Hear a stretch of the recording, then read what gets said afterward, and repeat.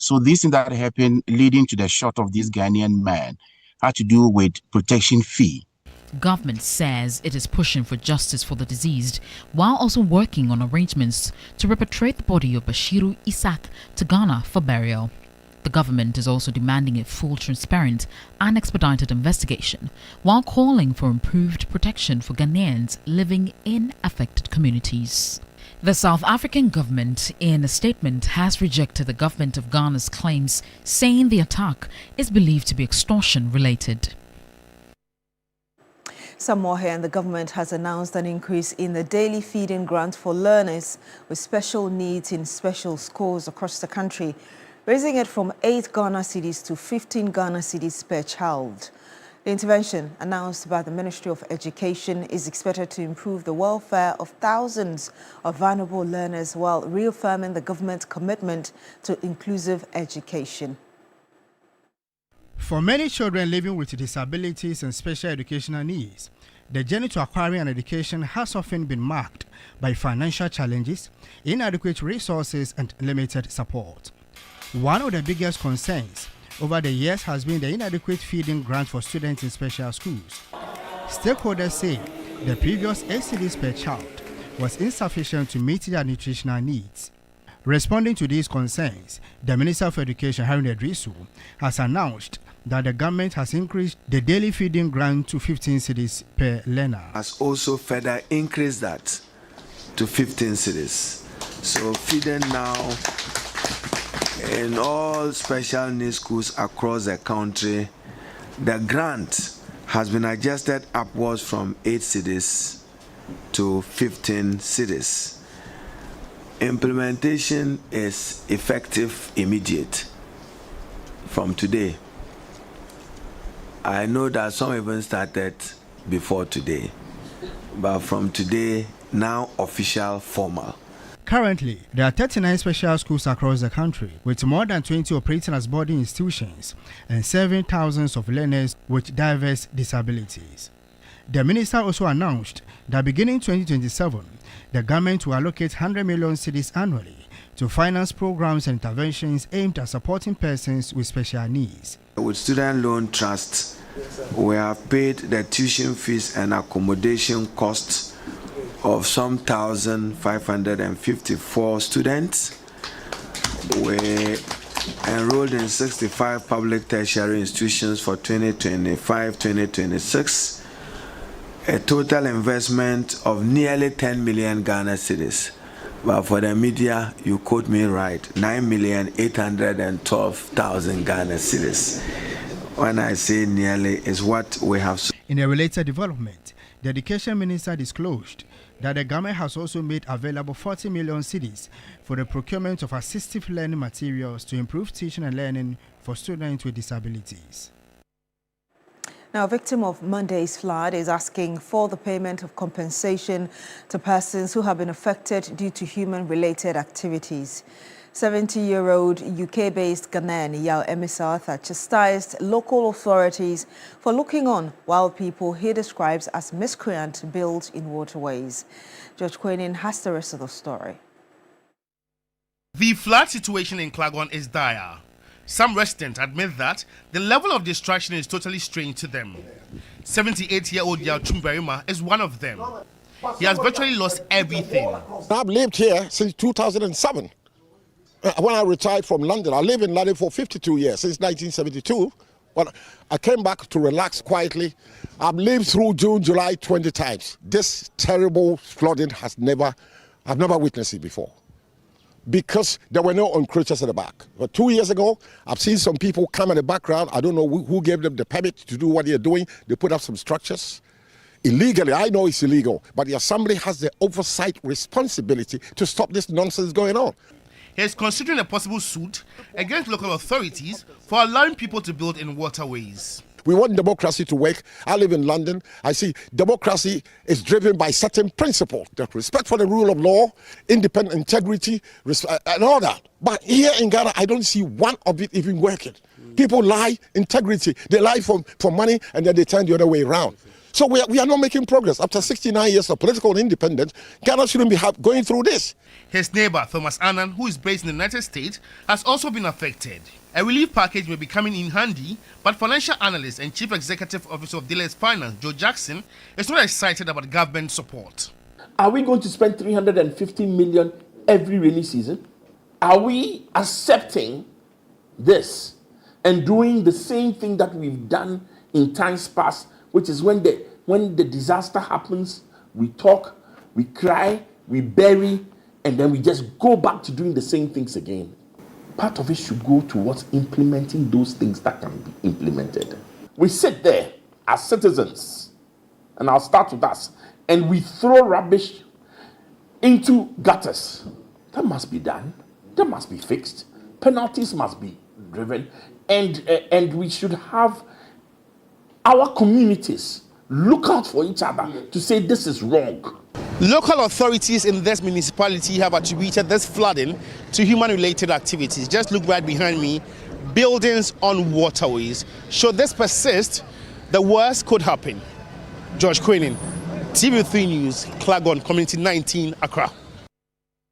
And still on this, a desperate search continues for victims of Monday's devastating flood at Alobushi near Achimota, where 8 people were swept away.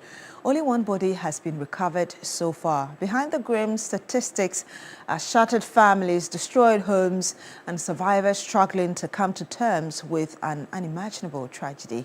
Stanley Nibleo brought us this report. At Alobushi, 8 people are feared dead after Monday's flood. 7 bodies remain missing, with only 1 recovered so far. Personnel from the Ghana Police Service were at the community on Wednesday afternoon to retrieve the body from the drain. There were 2 ladies who missed their kids. Okay. Yes. Apart from that, today they retrieved another body at this site just an hour ago. Okay. Yes. And this stream, I wouldn't say it's a river, but it has not been like this at first. As I said, I've been here for long. It was something small that I even wished to jump over. Waste materials are scattered everywhere. A visit to the storm drain reveals the scale of destruction left behind. Residents say the drain, which has widened over the years due to erosion, has become a major danger whenever it rains heavily. At this location, 2 drains converge, creating a powerful tributary. During Monday's downpour, the enormous volume of water from both drains generated a strong current that forced floodwaters back into nearby homes, inundating properties several meters away. Those living closest to the drain suffered the worst impacts. It was at this very spot that 6 people were swept away. Residents say 8 wooden kiosks serving as homes for several families were washed away. 1 kiosk housed a nuclear family of 4, including a week-old baby, while another was occupied by 2 young women. Both the occupants and the structures were swept away by the raging floodwaters. A surviving neighbor recounts the horrifying moments. Not 2 ladies, there are about 8 people. They die. 8 die from here. The water take them away. 8. How did it happen? Oh, the water just back to them and take them away with the kiosk. Okay. Mm-hmm. So that's supposed to mean that this is where they've been sleeping. This is where they've been living. Sleeping. There they be living here. Together with their husband, everything. They be living here. For many survivors, fear has replaced hope, with some considering relocating, while others struggle to rebuild their lives after losing everything. Residents say if they are to remain in the community through the rest of the rainy season, government must urgently reconstruct the drain to prevent another tragedy. Communal search teams are voluntarily combing the drain area in search of their missing neighbors.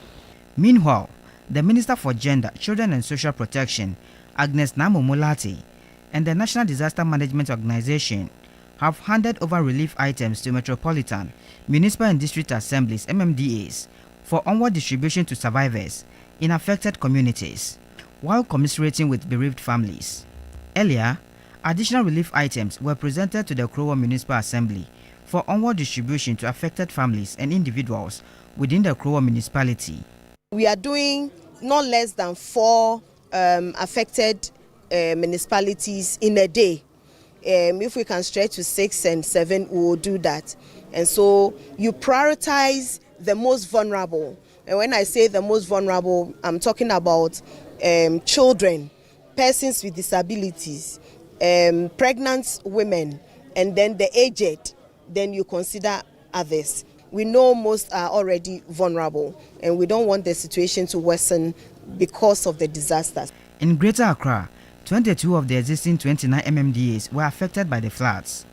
Stanley Niblew, TV3 News, Accra.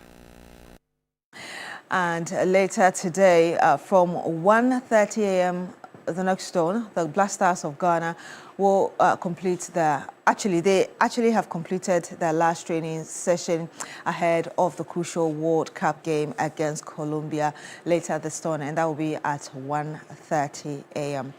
And that's all for this morning on New Day on TV3. My name is Beatrice Edu. Thank you very much for joining us on the program. Do continue with us on New Day.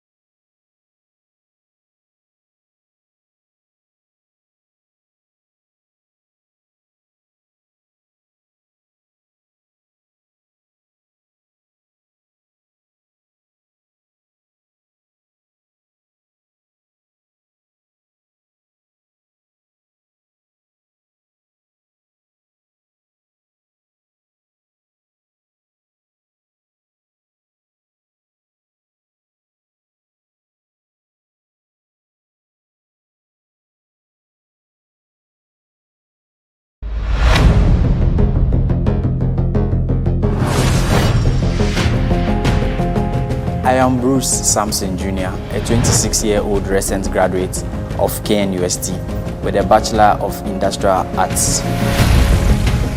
I feel very honored and motivated to be on the Top Intern show because it presents to me a platform where I can learn from industry experts and then also build some professional relationships as well.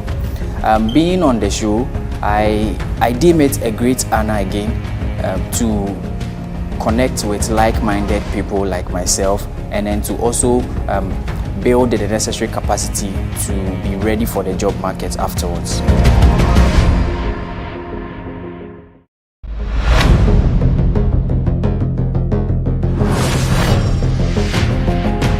Hello, my name is Chris Afari Ado, a master's student from the University of Environment and Sustainable Development, studying environmental restoration studies, having a BSc in Energy, Resource and Economics. I'm 25 years of age and I'm here on the Top Intern to get the platform to showcase myself and my knowledge on sustainability and get a reputable institution to work with. Thank you very much.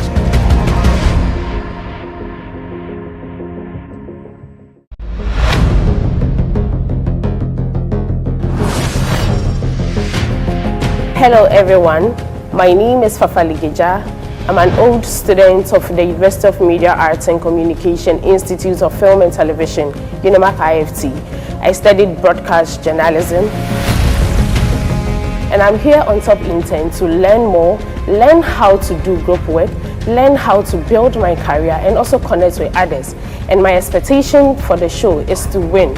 I want to build on myself and also connect with people.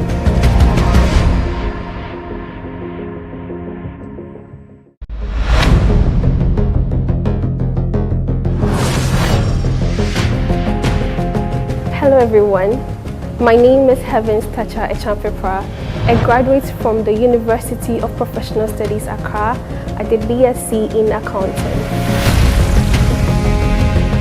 I'm here on Top Intern.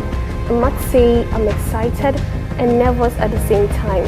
I'm looking forward to what the journey has for me and I'm praying to the Almighty God that He sees me through. What I'm bringing on Top Intern, I'm bringing fun, excitement, competitiveness, resilience, hard work, and all that there is to make this competition and to make this journey a very lively and exciting one.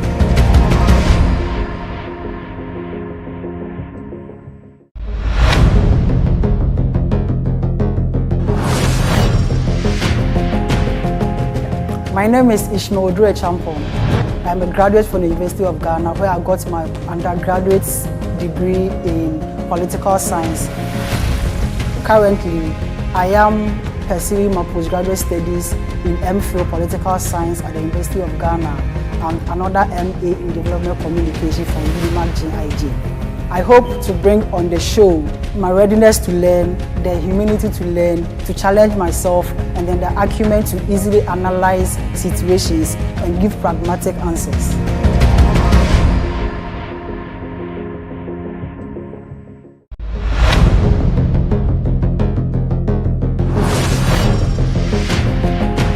Hello, my name is Lily Solis Ayiku, a graduate student from UNIMAG IJ with a bachelor's degree in public relations.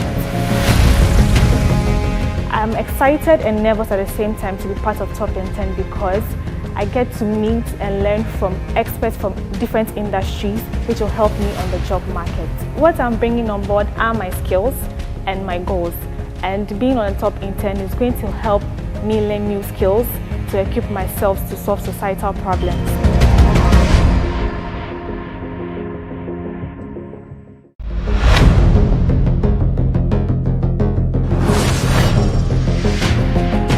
Hi, I am Magdalene Nana Kunido Achiban, 30 years old and a final year development and communication student from UNIMAC, the University of Media Arts and Communication.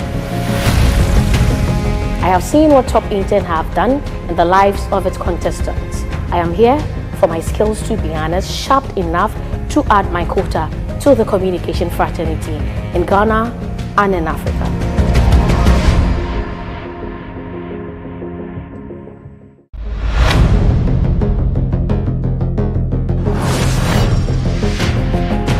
Hey people, Solange Shalom Cole is my name, from Evangelical Presbyterian University College, affiliated to UCC.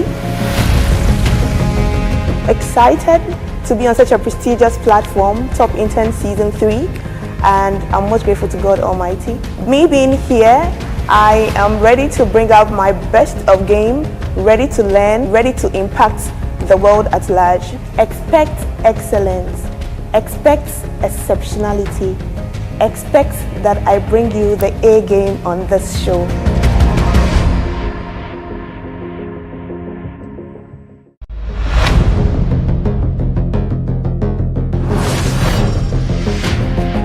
I'm Kedusia Ewenam Gavo, a 24-year-old and a graduate from the University of Ghana with a bachelor's degree in BSc Administration Accounting major.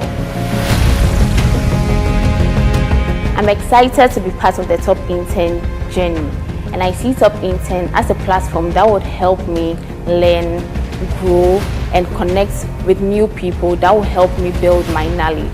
On the Top Intern, you should expect a strong willingness from me to learn, bring on board teamwork, and a proactive mindset.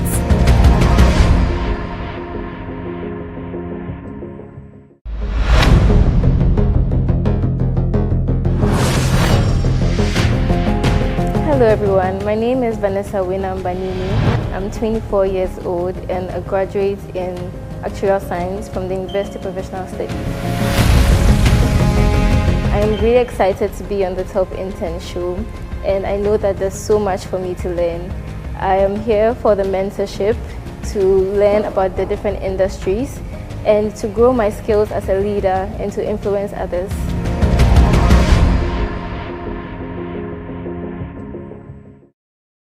I mean, this show is exciting, it's inspirational for so many reasons. The caliber of the guests, their stories, the fact that we get to eat something that they prepare. Let's enjoy it and have a great show. Yes, we're in Ghana. So I want to see how many healthy choices they will be making. We're feeling good. I want them to bring in the flavor because I am hungry. I like the splash of flavors here. It's just exciting to see everything that was playing in my head become a reality. So I'm happy, I'm excited, yeah. This is Cooking with Game Changers Ghana. Cooking with Game Changers shows Sunday at 6 p.m. on TV3.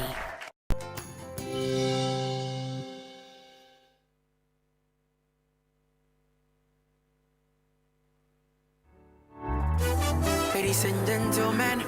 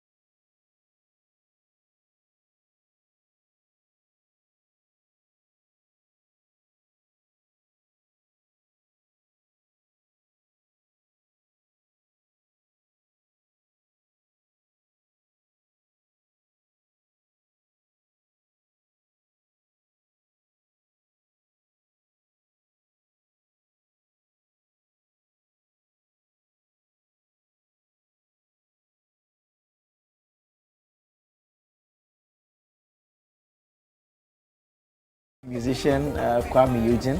Yeah. Beautiful songs. Yeah. I like the first one. I don't know the title of the first one. It seems to be saying a lot of. Yes, I was struggling to hear the lyrics for the first one though, the words he was speaking, but this one, I could hear everything. Yes, Monica. Yeah, playing back the first one. Yeah. Maybe we should watch that again, the first one, yeah?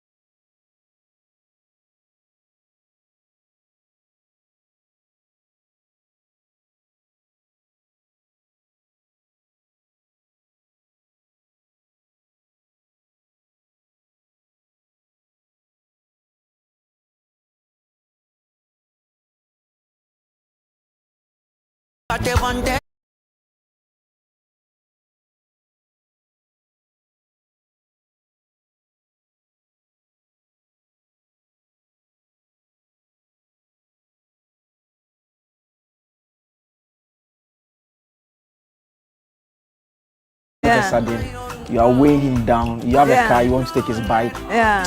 Interesting story. Yeah. Yellow. And then he said, take him slow.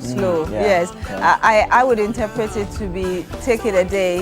At a time. At a time. Yeah. So it's nice. I mean, that's what we have. I mean, given the week that we've been through, yeah, a very difficult week, very unfortunate week. We've lost 34 individuals to the floods. Thousands have been displaced. The displacements, the numbers, the Central Region actually leads as the area that's had the most people displaced as well. Also in terms of deaths as well, Central Region. Then Greater Accra also comes in strongly there. So very unfortunate situation that we find on our hands this week. Is the reason why if we have the gift of life this morning, we are right here, you have the chance. A lot of the times, I keep saying this, we take it for granted. You go to bed, you turn on the alarm, you set the alarm for 4 a.m., you sleep, you are thinking that the alarm is going to ring at 4 a.m. and 4 a.m. you're going to be up. Yeah. You know, there are people who go to bed with the same alarm in that manner, 4 a.m. and the 4 a.m. alarm rings and they never wake up. Mm-hmm. That is how much of a gift and grace that we enjoy on a daily basis. And a lot of time we take it so much for granted. Some of the videos that I've seen about the deaths, there were people who were being pulled out of cars. Yes, there's one that the gentleman was brought out of a car. He was dead. He was in the car. The water took the car away. He died in the car. They eventually found the car. They brought him out of the car dead. Can you imagine the this can be anyone. he had? Yeah. I mean, if you swim, the pain. If you swim, you know that dying by drowning will be difficult. Yeah. It will be painful. Yes. You know, because you can feel you are out of air. Yeah. You would be struggling and searching for the chance to come out. Yeah. I remember when I was learning to swim, the swim coach always used to tell us that you should calm down and don't waste your energy, because the more you struggle, you are losing and using a lot of breath. The sign of death. Oh goodness. Yeah. Yeah. We thank God for our life at this. Yes, I mean muddy water, swallowing that to your death, but it's also the republic of the country. So you're welcome to New Day on TV3. It's a holiday, but like Joseph Akable is saying, it hasn't been an easy week for a lot of you across the country, particularly in the capital city. And with the deaths coming in, you said Central Region leading. Yes, Central Region leads the out death, of the 30 plus? Yes, in fact, I have the stats just here from NADMO. Yeah. So the death toll as a result of Monday's floods is at 34. Central Region leads the death toll with 18 deaths recorded in Central Region. Greater Accra follows with 12 deaths and 4 recorded in the Volta Region. And there's actually the suspicion that these numbers could be more because on Monday they gave us 12. Yes. Then subsequently between Monday and yesterday, yes, we just kept seeing videos on social media of bodies being retrieved from all over the place. And what they've been doing over the period, NADMO Fire Service, is that there are people who have been reported missing. Yes. So they try and identify and match the persons, Yes. just to make sure that they are accounting for the missing persons before they do anything else. Yeah. And it is that accounting process that is going on. That is how come we are currently at 34. Yeah. There are still videos that Yeah. we've received since this 34 of people who have been retrieved in different bodies, retrieved in different parts of Yeah. the country. So potentially, the number could be more than You know, one of the 34. traumatizing videos I watched from the death was when I saw a gentleman walking into, it looked like a swampy area, and dragging something out. So I was like, is that a goat or something? Not knowing it was a little boy or so. Yes, I have seen that one as I well. watched that video before I slept, and I said, no, I shouldn't have watched this video. Yeah. It was that traumatizing, and it's, I mean, our condolences again to the families who've lost loved ones, and people are still counting their losses. Yesterday, I actually saw a quote card of Kwame Jantua, our own Kwame Jantua, who comes in here, and he was saying that he had lost everything. Oh. Yes, so he said he had lost everything. So, yeah, we're sorry about what has happened. And a lot of businesses have also lost. Yes, a I lot. saw one of a young fashion designer. I was going to talk about yes, a young that in fashion Chado. designer. Yeah, in Chado. A very, I know, I have personal friends also who have been badly hit by this. Yes. And I mean, I don't even know what more to say. I mean, it's very sad. And then there was one video also that I saw where still from Chado, where the water was removing the cars from the compound of the house through the gate. Look at that. It was moving it one after the other. It was, and there was another one too. That's the cars, some are turned upside down in the place. I also saw that of Reggie Rockstone's place as well. Not the place here at Cantonment, his home. I don't know where it's located, but I saw in the comment section people were suggesting it was Chado as well. And there was a car on his compound, a sedan that had was the front was pointing downwards and the back was up. Obviously, because of it's a story building. It was upstairs. Yeah. The whole area, sitting area, completely filled up. So they had all taken refuge above at the top, and then it left me with a lot of worry and very disturbing. And you know, National Peace Council also had the place completely, all the offices and machines destroyed. Here in Accra? Here in Accra, there are new office at Roman Ridge. And I mean, this is already an organization that is struggling financially, the National Peace Council. So if you watch that, we actually did the story. You probably want to step in to help them as well. But a lot of people need help because of what happened. Yes, and then, I mean, I had my own share of experience when I was driving, because I was driving to work. Monday, I had a court hearing at the law court complex. So I was trying to get in, and I mean, I keep saying to myself that, and my lesson from the incident on Monday is, if there's any day that it's raining and I'm moving, I'll just stay indoors. I mean, that was my conclusion, because I at the time it had started raining around 1 a.m. Yeah. But at the time I woke up, it had stopped. Then when I started moving, it was just drizzling. Yeah. So I was like, okay, I mean, I have court anyway, so I just have to come to town still. And I just kept coming in. By the time I got to Jowlu, Dome first, Dome Pillar 2, the road was completely flooded. Yeah. I managed to go through it. I got to Jowlu and it was terrible. I got to Jowlu, a policeman told me that down there is flooded. I should use the left side.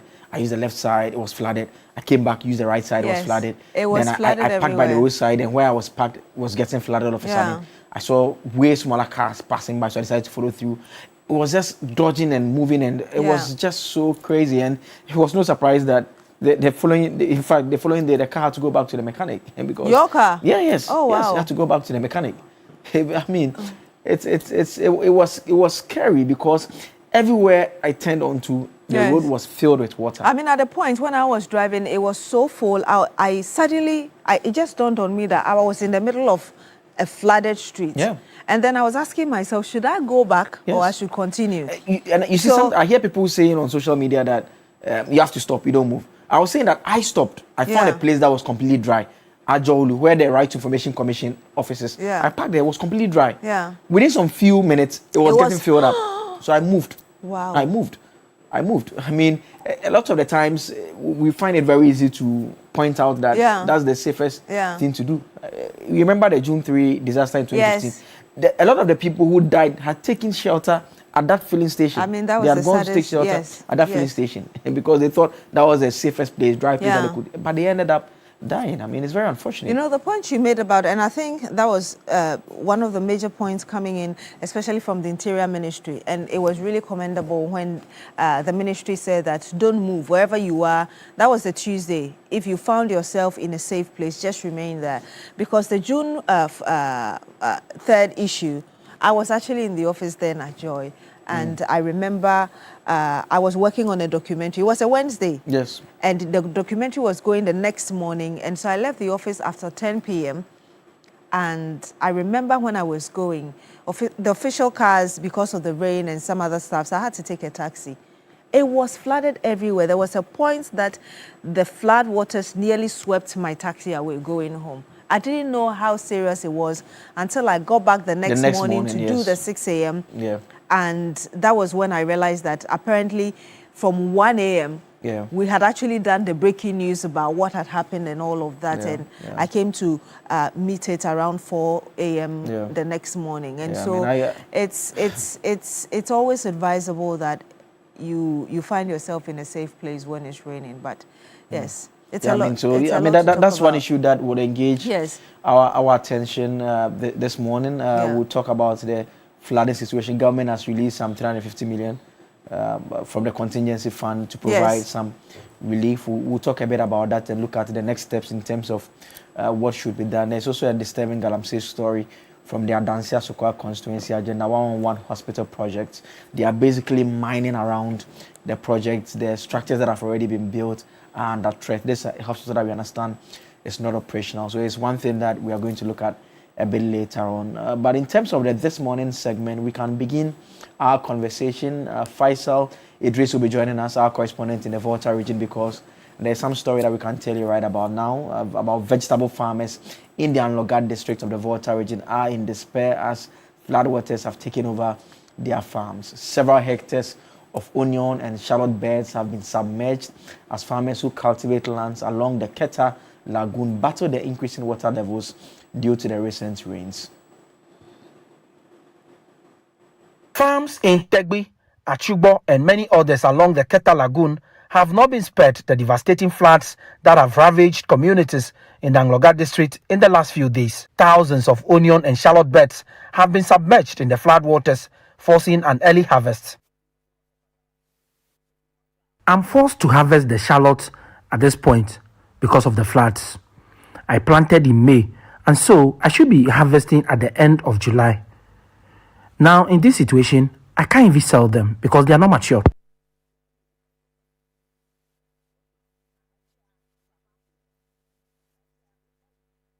To recover their investment, as others lament, the rising water levels will affect the production cycle.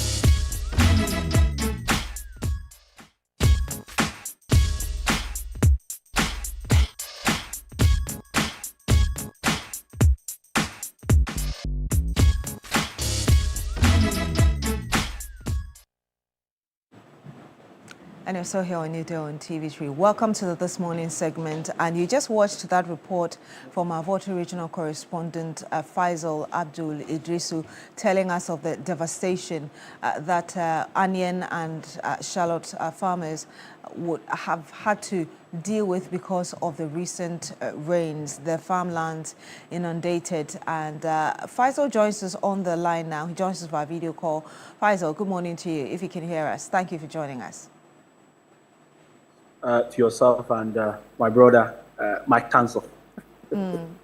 And you visited the farms. We just saw a little bit of what you captured. Just tell us really how massive this destruction is of the various farms that you visited earlier. Yeah, the destructions are along the Keta Lagoon, particularly on the farms are a bit, it's to the extreme. If you look at Keta and Loga areas, most of the farms that produce vegetables such as onion, shallot, pepper, tomatoes, garden egg, among others, all these farms lie just along the Keta Lagoon. And for this period, because of the increasing levels of water in the lagoon, the reality is that these farms, more than 90% of them, are not accessible at the moment because the floodwaters have taken over the farms. The heartbreaking part of it is the fact that a large number of the beds, shallot, onion, which the farmers told me the season actually started in May. So some of them planted very early in May, and we're expecting that at the end of this very month of July, they will be able to help harvest. Some said they planted just a few weeks back, but the situation on the farms now means that they would have to forcefully harvest the shallot. And at this stage, because they are not mature, they won't be able to sell them. What that means is that some are leaving the vegetables on the beds to rot. Others are taking steps to just, harvest them at this very stage. And in the end, they are going to make huge losses on their investment. So you're telling us, that's very devastating. You're telling us that they were actually supposed to harvest this month, and unfortunately, the rains have come in at the very end of the month, and we are just in the first week of July. If you look at the footages, you realize that those who are even harvesting, the shallots looks very small. They are not something that you can use at this stage because they are just not mature. Tell us the sizes of these farms and to what extent the damage in terms of financial cost you anticipate could go. Yes, so some of these farmers tell you they have at least 100 beds. Some say they have 20 plots. Plots in the sense that if they talk about plot, 20 plots for some of them should be around 5 acres, 10 acres. Some tell you that their beds are numbering 200. And then the investment ranges from the inputs, including fertilizer, inputs including other agrochemicals, inputs including labor costs. And so if you put all of this together, a woman was telling me that she spent close to 10,000 on just 20 plots. Another man was also mentioning yesterday that they are not able to tell you exactly how much they have spent because the farming season is still ongoing. But already he has spent over 30,000 on his pets. And so if you look at these numbers and put all these figures together, we are definitely running into thousands of Ghana cedis. But of course, the reality is that apart from the floods, there has been issues of gluts over time. So people from last season are still dealing with onion gluts. And because they were not able to sell, they have had to go and borrow and take credit from banks, sometimes from persons that can just support them with some 10,000, with some 20,000 to just begin the season. Unfortunately, this is where they find themselves. And so the loss definitely is hitting hard, and it's going to be difficult for them to recover from this very situation on the farms. Indeed, that's like double agony, not having people to buy your produce, and eventually the produce getting destroyed even before you could harvest to try and make some money to deal with the first challenge there. But if you can tell us, is this the first time farmers in such area are experiencing such a situation anytime it rains? Not at all. I mean, this issue of flood is something that happens once in a while. But this year, they tell you that the level of devastation is to the extreme. In fact, some communities that we visited on Wednesday told us that they have lived with the flood since March. But because it's an annual ritual for them, they thought that the water levels would have receded early, then they can proceed with their farming activities. Except that the rains keep coming, and now things are getting out of hand. Most of the communities that lie along the Keta Lagoon tells you that the reason why their homes and farms are flooded is because the water levels in the lagoon has actually, it's increasing on a daily basis. And that is where the conversation around the opening of the flood control gate comes in, because they feel that once that is done, it should essentially take away the flood waters from their farms. So yes, floods are, a common thing, so to speak, particularly for those who are along the Keta Lagoon. But this year's situation is a bit terrifying. Do you know what the district assembly plans of doing for these farmers, at least to relieve their pain a little bit? Well, the assembly officials and NADMO are still gathering a lot of data. As of yesterday, NADMO officials in Keta said they had done an extensive impact assessment on the communities affected, including farmers. They are also looking at how much of investment people are losing. As to whether there would be some form of support for them, they are not able to tell me. I spoke with the DC who told me that they are still engaging the Regional Coordinating Council and also those at the national level to see how best they are going to approach the issue of the impact on the individual affected persons. And so we are still waiting to see if there will be a package for them. Mind you, when we talk about the glut, those who lost so much money at the end of last season, they have still since not received any kind of support. And so basically, they are in despair. They don't know what or when help comes and where it will be coming from. Now, aside from the farms which have been destroyed, what about the homes of these individuals? Even, I believe, some of the farmers as well, in terms of the impact of the rains? Yeah, in the main Angoga township, largely not much of effect is on the homes. But when you descend further to the Komeshima areas, that is Fiaho, Alakle, you get to Agobledopi, you go to areas like Jita, you go to areas like Kagwi, Blamazado, among others. These are communities that are actually submerged. You cannot have access to a single home. But when you come to the main Angloga township, it is the farms that are suffering because the farms actually are lying very low. They are very close, just by the lagoon. So the effect on the farms is felt much more in Angloga, but on households is the communities that I've just mentioned.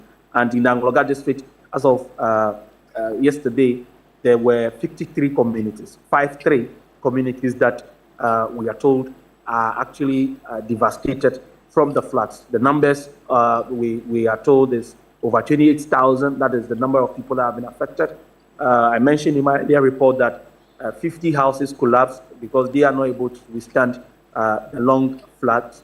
And so basically, this is the level of damage that has been caused to the Angloga district. And that's why we say it's the hardest as far as this conversation of floods in these areas are concerned. Indeed. And my last question to you, what is the situation this morning? This morning, the only positive news is that the district head, the MC for Keta, the district chief executive for Angloga, and then MC for Keta South, in their last meeting, have agreed that the Keta Lagoon flood control gate be open. And the agreement is that today, the floodgate at Haveji will be open. Once that is done and the sandbar between the sea and the lagoon is cut, the excess water from the lagoon would go or flow into the sea. And the expectation is that the farms will begin to see lesser water by the close of the day. And it's a positive news because since last night, people in Keta, people in Angloga are celebrating this news. And the hope is that that is done today and we begin to see some level of reduction as far as the flood waters are concerned. We'll be monitoring that carefully today to see how things look like going forward, particularly from tomorrow. Indeed. Thank you very much. Faisal Abdul Idrisu, he's our water regional correspondent, bring us an update on the Angloga flooding, particularly regarding farms in that part of the country, and that's the Volta region. And we've still been updating you on what the weather looks like and how you should be preparing if you're stepping out of your home or wherever you're going to, just so that you're not caught unawares. Let's watch this video coming from the Ghana Meteorological Agency.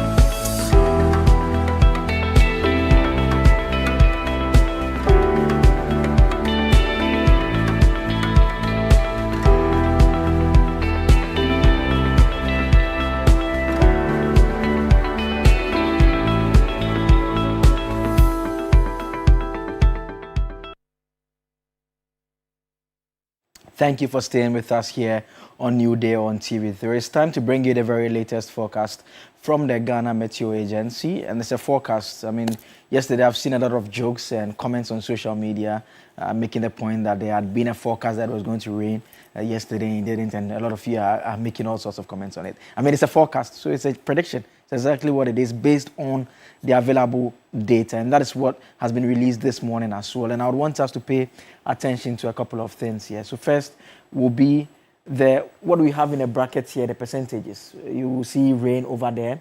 Then you will see a percentage attached to it as well. That is the probability of occurrence, the likelihood of it occurring. So that is what you have there. The TSRA is thunderstorm with rain as well. So that also has the percentages also in the bracket there. So first, a bit of a summary just to put it all in context. It indicates that places within Upper West, Upper East, Northeast, Savannah, and the northern regions are expected to experience thunderstorms of varying intensities due to developments of thunder and rain-bearing clouds that are engulfing the northern sector. However, there is an active rainstorm observed over Nigeria, which is expected to propagate westwards to affect portions of the north and transition belts later in the day. Southern Ghana is anticipated to experience intermittent slight rain or drizzle in the early hours of the morning and thunderstorms of varying intensities during the afternoon and evening hours. In fact, that is already occurring just when we're switching from the other side of the studio to this side. When I stepped out, there was a bit of drizzling that was taking place just about now. And just a look at some of the areas that we are talking about. So Aflao, SLT rain, that's slight rain. That's what it means, slight rain.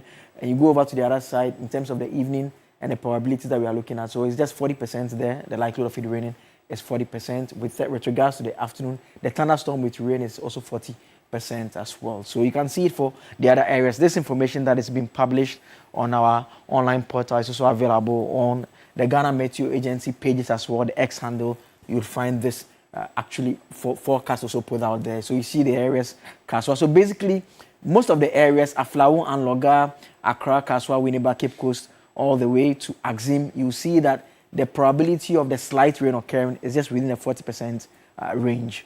Whereas for the afternoon as well, it's also within that range. It's the mist with cloud that sometimes goes within the 60% range in areas like Koforidua, Achimota, Kwewu, Tafo, Kumasi, and those areas.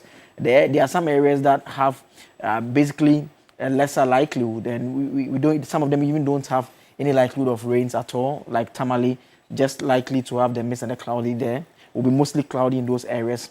Tamale, Bole, Damongo, Bogatanga, Nalerugu, Wa will be thunderstorm with rain, probability at 60%. Also Jarapa as well as 60%. But with the other areas will mainly be mostly cloudy. That is for Tamale, Yendi, Bole, Damongo, Bogatanga as well. So this information is available on the Meteo's handles, and it's a forecast. It's a forecast. That is what it is. This is what they are seeing in terms of the data so far. So we can all take note of it, and it's very important that we keep tracking the Meteo's updates that they keep providing, just to keep all of us guided accordingly. Beatrice. In what we've spoken about since opening the show, and this is coming from Mr. Stephen Penwa in the Upper West region. And okay, so he's here to send in the message, but he's just saying hello. There's also Mr. Simon Yenwa, who says, good morning, Akable and Beatrice. It saddens me that no lessons are learned from the flooding situation in Accra. Come to Wa and see the number of new buildings and fuel stations springing up in waterways like nobody's business. I wonder what the Assembly is up to. These developers raise building foundations, pushing all the runoff water into low-lying areas and buildings. This is from Fakaki, also in Wa, in the Upper West region, says, one major cause of the recent flooding is indiscriminate waste disposal. But questions must also be asked about how public funds meant to address Ghana's sanitation problems were used. Former Sanitation and Water Resources Minister Cecilia Dapa should be held accountable for the management of funds, including World Bank support intended to improve sanitation. Sherry Giovanni says, good morning, Beatrice and Akable. He says, it's so sad and frustrating to see people's toils and sweat being destroyed in a day before their own eyes, where they can't do anything to salvage their properties and investments. For lawyer Kwame Jantua, my heart goes out to him. Such a fine and gentleman. May God come through for them. Good morning to Miss Miriam Oga UEW, I think. Yes, so thank you very much for your messages. And you know, yesterday somebody was also saying that she nearly didn't let the child go to school because she felt it was going to rain heavily, and was asking why Meteo did not give us accurate reporting. But it's good that you had to clarify that. Yes, I mean, it's a forecast. It's a predictive model. Yes. They are basically saying what they are going to say based on what they are seeing. Yes. So it's not cast in stone. And a lot of the times, if you look at the percentages, and that's very important. Even the weather apps that we have on our phones, if you just open the weather app and check it, you always see a percentage, the probability of it happening also on the side. So it's not automatic that once they've put out that it's likely to rain, it's going to rain. And so it's important that they put that out so that we are guided. It just it influences your clothing choice, sometimes the footwear, sometimes if you are someone who has multiple cars and you are driving out, it will tell you that which you should use the SUV or you should use the other one. It's almost no. Please, I beg you. Amen to that, by the way. But yes, I mean, those are the things that we use to guide what we put on and all of that. If you need to grab your jacket and get it along the way, if you need to pick the umbrella, those of you who like carry the umbrella, you know my views on you umbrella. You have an issue with carrying umbrellas. yes. I have an issue with umbrellas, but yes, if you want to carry an umbrella, all of that. So all those are analysis that you can do once you have this data, and that is how it's important that we keep on having it. But I think the phone lines are activated, and so you can call in, share your experience with us. It's okay, so we're not able to open phone lines, but remember that you can always pick up your day the Milky Way with the rich, smooth taste of peck milk shortcake. It is just pure delight, and we always say find any grocery shop around you and get one for yourself and your loved ones, especially those who need help right now because all the things are destroyed. Stay with us. When we come back, we'll bring you the big issue handled by Joseph Akoble and some more. You left something out. You've not told me who you are wearing today. Oh, it is Chic by Siva in East Legon. Yes, in Accra on the Violation Road. But again, it's time to make that move. It's time for a cold Malta Guinness. When the mind, body, and Malta Guinness unite, nothing is beyond your reach. Vim up your daily pursuit with the revitalizing taste of Malta Guinness. Packed with B vitamins, charge forward towards your goals with each up of its nourishing natural goodness, now with a new look. Remember to always look out for the proudly made in Ghana symbol on every bottle of Malta Guinness can and Malta Guinness we move. Yeah, so Joe, I was saying that my costume is coming from Chic by Siva in East Legon. Where is yours coming from? Oh, it's coming from Fugu Factory still. Fugu Factory. They started me last week actually, the one that I had the cap. Yes, I loved it. This one also came with a cap, but I wanted you to see my new haircut, so I didn't put on the cap. Okay, I appreciate it. I've seen it. You see this, so I can wear it now. Yes, you can wear it so this now. is by Fugu Factory. Thank you very much for the outfit. We'll take a quick break. We'll be right back with Big Issue. Our analysts, our regulars are already in. Ebo Backman is at the other side. I've seen Kwame Janto, whom we're talking about this morning a short while ago. He'll tell us a bit more. He's at the other side. He'll join us quite shortly for the discussion to begin. Stay tuned in.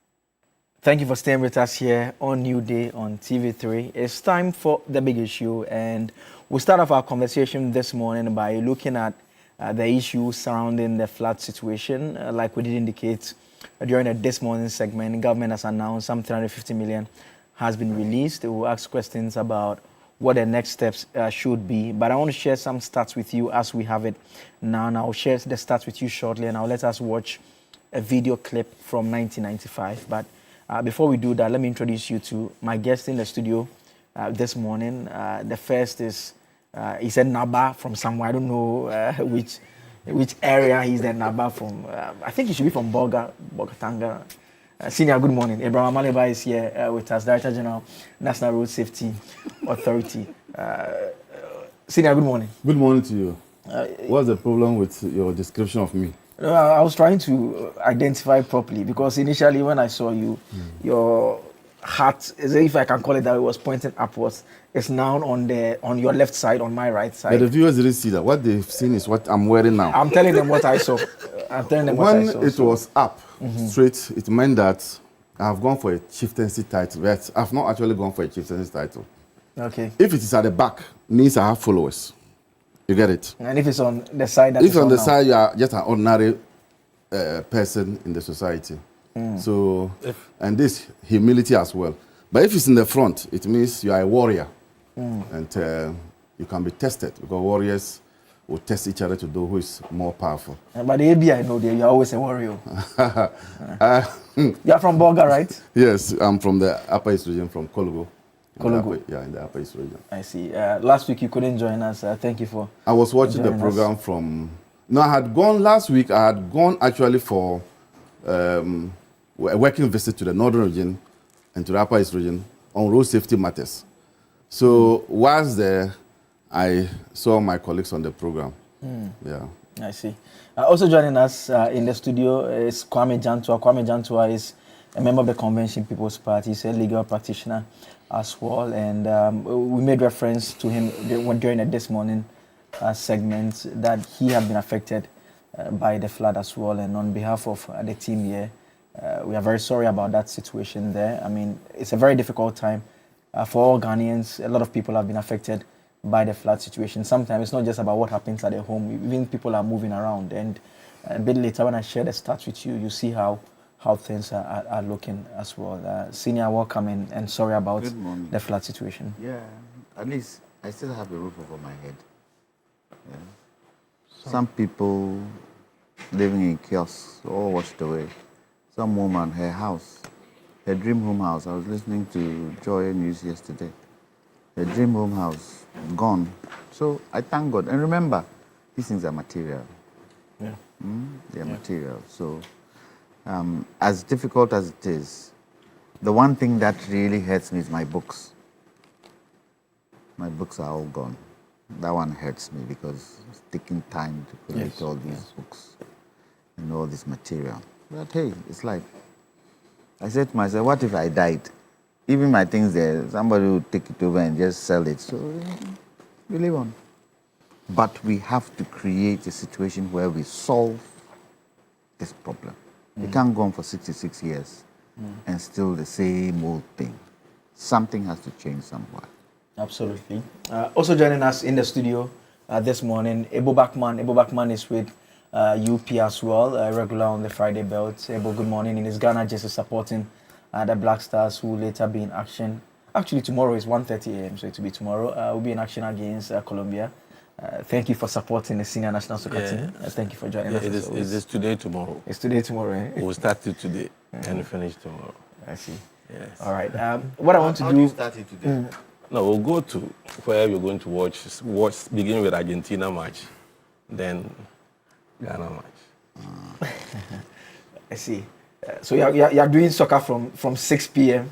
all the way to sometime around 3 a.m. When the game will end. Okay.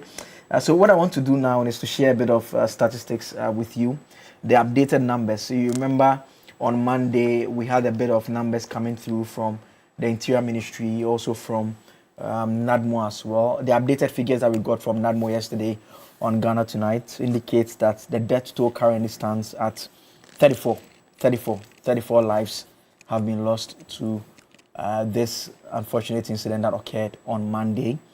Central region leads the number of deaths. 18 deaths were recorded in the central region. 18 lives were lost in the central region. In the Greater Accra region, 12 deaths were recorded here, and 4 were recorded in the Volta region as well. And what the various agencies have been trying to do over the period is that they try to identify the bodies that are retrieved and match it against individuals who have been reported missing, just to make sure that everyone is accounted for properly. And so we've lost 34 individuals so far. Very, very unfortunate, very disturbing situation that we find ourselves in. And I always make reference to some of the very individuals that we know, some of the giants that we know in industry, how one individual wakes up one day, sets up business, and see the number of people that he employs. Imagine 34 lives have been lost, lives that potentially we've not even unraveled. We have no idea of the full potential, what those lives will become. They've been taken off. These are family heads. These are people who provide for others. These are people who people rely on. These are people pursuing their dreams. And some of the situation that the deaths occurred, very disturbing. Some were in the cars, they were trapped. There were those who were trying to save property, they were trapped in it. There were those who were basically in their homes and lost their lives. And it's a very disturbing story. And what makes it a bit more worrying is the fact that it is not something that is happening for the first time. It's not something that is happening for the first time. It's a familiar refrain. And anytime we have the discussion about the floods, I always make the point that I have seen newspaper clippings. I mean, I remember back in the day at Legon, the African Studies Department, they have the old newspapers there. You see the papers from the 1960s of Nkrumah going around and inspecting flood-affected areas. There's this a video that I saw on social media being put out by Ghana Facts and History. It's a video from 1995. You remember when the president spoke a couple of days back, he had made reference to the last time we had recorded significant rains, and he said 1995, and we've heard GMH also make reference to it as well. So there's a video from 1995.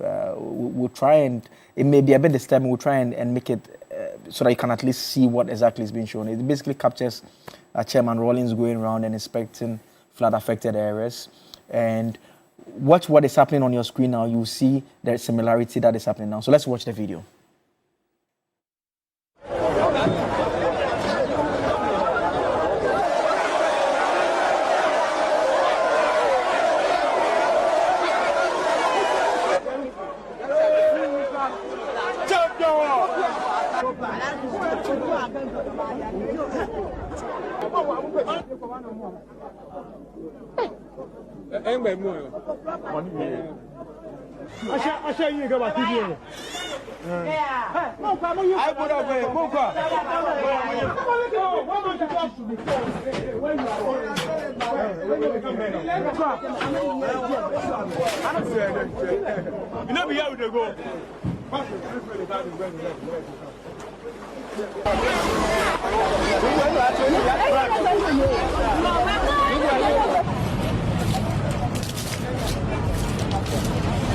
You want me to talk anything on it?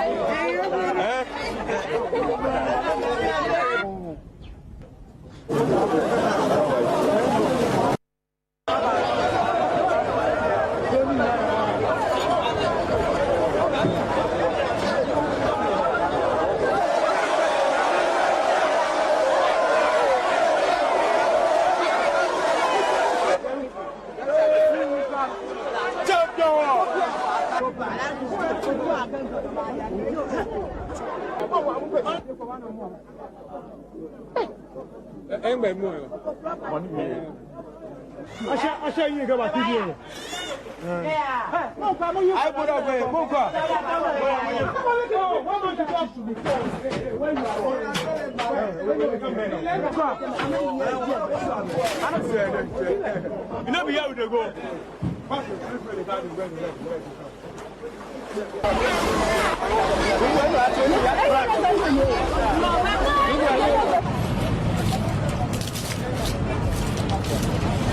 You want me to talk anything on it?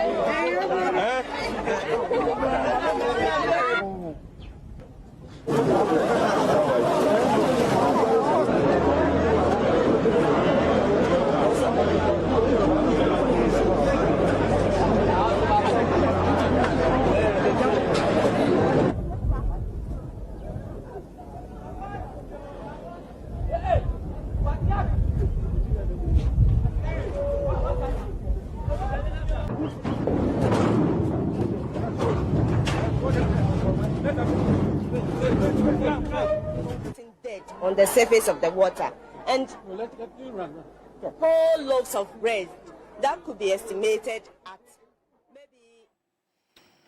This was 31 years ago, and if you've seen the videos from Monday, you would see the very same sequence. In fact, the last video that you saw of the boat, the military boat being taken out and placed on the water and gone to bring people, we saw it play out on Monday all over the place. We've also seen the videos of people moving their cars around. We also saw, in fact, there were disturbing parts of the video that we kept from you. There were bodies that were actually being retrieved from the water. We kept those parts of the video away from you for obvious reasons. And so that is a very disturbing story. And 31 years on, we see it playing out once again. And questions are being asked on what could be done to deal with the situation. I mean, last night, there's a post that was put out by the Minister for Government Communications indicating that there are some changes that the government is making in terms of the leadership. There's a flat program that they intend to be rolling out, and a military officer will be leading that. I'm going to share details of that with you quite shortly here. So the minister says Brigadier General Foster Okai Yeboah, Director General Joint Operations for the Ghana Armed Forces, has been tapped to lead an uncompromising, robust and all-action flood mitigation exercise. And he's supposed to address the media this morning at 11 a.m. on the operations of his team and steps being undertaken to deal decisively and protect Ghanaians from further flooding. And so we expect that news conference to take place at 11 a.m. We'll bring you updates from that event as well. Joining us in the studio for the discussion this morning from the New Patriotic Party, National Communications Team member Ellen Ama Derko. Good morning. I got the surname correct, Derko. Thank you for joining us this morning. Right, so we can begin the conversation right about now, and I want to start off with senior across me, Abraham Maliba Senior, first off. And I mean, just maybe from the last announcement bit, the government indicating that there's a bit of a change. They are tapping into the expertise from the military. Joint Operations Director General for Joint Operations is supposed to lead an all-action flood mitigation exercise. And looking back at all that has played out this week, the numbers that we know, 34 lives are being lost and everything. I mean, is it fair for us to, in the midst of wanting to be sensitive and wanting to have the nationalistic conversations, to nonetheless ask questions about leadership, about whether we were adequately prepared for the rains this period, and whether we are even responding appropriately to it, Senior? Good morning to your viewers. Let me say that this flood that we are really under did not only hit Ghana. It's a West African coastal area issue. This flood hit cities along the coast of West Africa.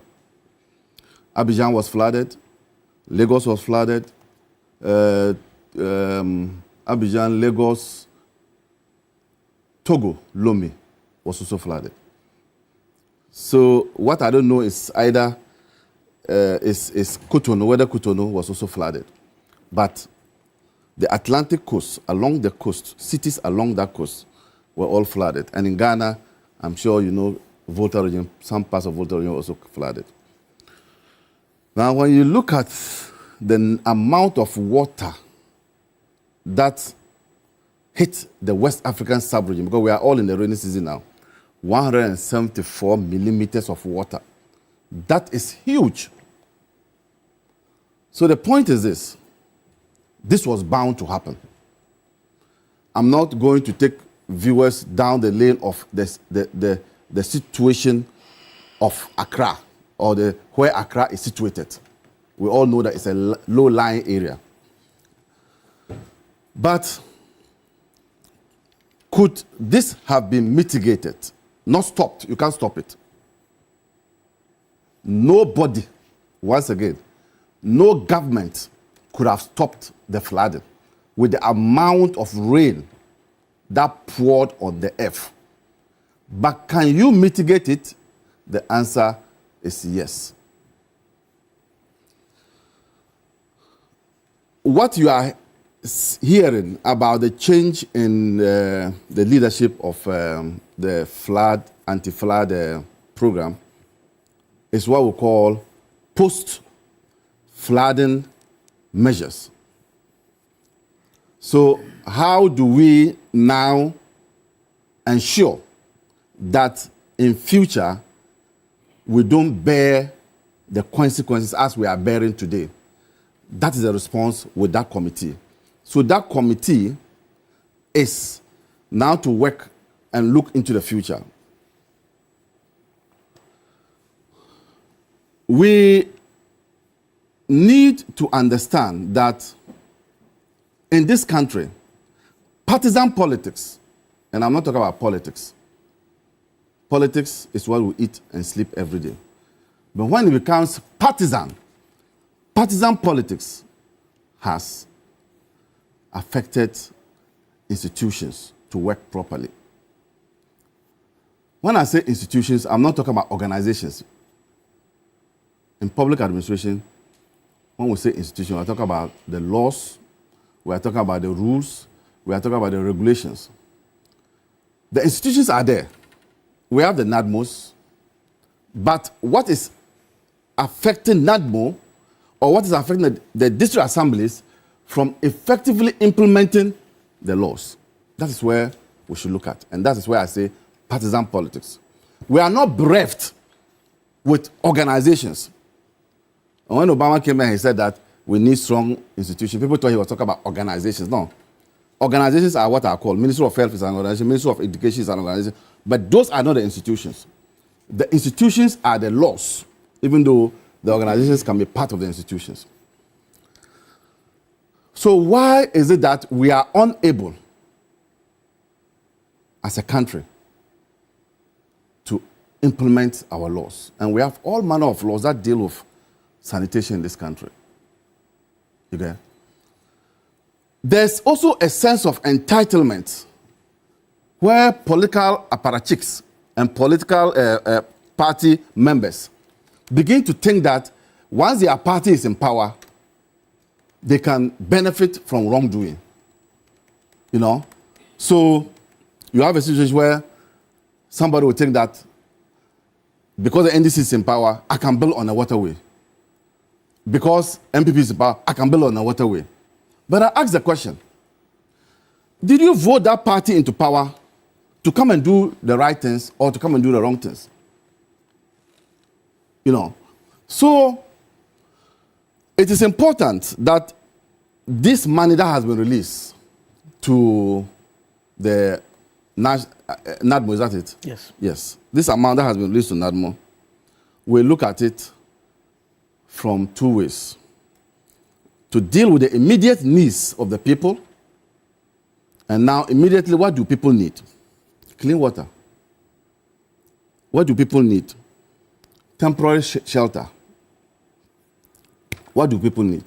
They need sanitation or sanitary kits.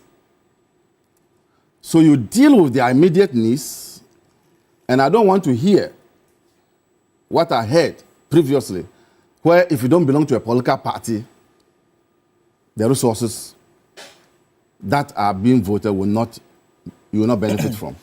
Let's do this thing devoid of politics. Let's do this devoid of characterizing some people to belong to one political party so they will not benefit. Going forward, we need to look at the structural causes of the flooding in this country, particularly the capital city. The structural causes are matters relating to the silting of drains, particularly what they call storm drains. The structural causes are pulling down structures along the waterways. And if we are able to do this, we can mitigate. And once again, no government, even in the advanced world, flooding do occur. No government can stop flooding. But what governments can do is to mitigate the impact of the flooding. If we do this, then we are in a better position to have the situation ameliorated. I also want to propose that let's have a map, if they don't have it already. Let's have a map of prone areas in Accra, or even the entire country if you want. Let's have a map. That map, what would it do? That map would help people who want to acquire lands inspect to see whether the land that is being sold to them is in a waterway or not. Most of the people who have built in waterways, some know, and yet they went and bought it. They are not the people I'm talking about. Most of the people who have built on waterways are people who have no idea about how the lands look like. So if we have a map of Accra, for instance, that shows that this area, this part, this area, this part is a waterway, it will help you and me. If we are going to purchase land, we can look at it and see whether we should go ahead or not. So I think that this relief that is coming, or that has been, the money that has been released, is a good one, and it should be targeted at all. Let's not politicize it. Let's not say that if you don't belong to this political party, you will not benefit, as it happened in the past. Is it fair to say that in some instances, business interests have influenced political action? And I ask this because over the period, in fact, there are areas where we've seen major companies building in a clear wetland, and sometimes we've seen state agencies fighting them, but they've gone ahead and they've built it. We've seen homes that have been built in areas that they had to redemarcate it. In fact, as part of my research, I've seen publications. There's an area here in Accra, very popular area. It was one of the most flooded around this period. There's an entire estate there. The area had to be redemarcated. It used to be, it's supposed to be a mangrove wetland area, redemarcated completely to now make it a residential area for it to be built there. And you talk about the fact that we can only mitigate it, but that is some sort of state-sponsored participation in creating a problem. That's the indiscipline I was talking about.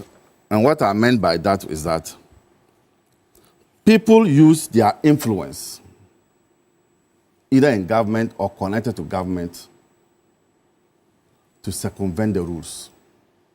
Now, the district assemblies, by so doing, you weaken them, because if a district assembly is insisting that the right things should be done, but you have a political appointee or a businessman who is connected to a political appointee talking to the assembly to ask to allow that building to take place, in that regard, you are weakening the district assemblies. You are weakening the authorities to do that. But I'm not also oblivious of the fact that there is this notion at the district assemblies that they are able to engineer the running of the water and redirect the water. So they will tell you that, oh, our engineers can help you to redirect the water and leave your building. That's a fallacy. Because the last time I was here talking about the flooding, I said time without number that water has its place of abode. It has its place of abode. Just as how we all have our abodes. Animals have their abodes in the forest. Water too has its place of abode, and that's why you call wetlands. If you go and encroach on that wetland, I am telling you, water will come back with vengeance. So what we are seeing is the vengeance of water coming back to take its place. So any engineer who says that we can engineer the water, you cannot engineer water, movement of water, to an extent that that place will not flood. And so it's a two-way affair. The assemblies themselves have also compromised by maybe telling the people that we'll sell this land, or the owners of the land will sell the land and go to the assembly and say, let's engineer the water. Then also, I have told you about political partisan. I'm insisting on partisan politics, which has also weakened state institutions. And I'm sure that moving forward, I heard the president talk about the assemblies and NADMO mapping out, zoning the areas of flood and making sure that we remove those infrastructure. I hope and pray that when this starts, we will not begin to hear politicians who will go and start politicizing the whole issue.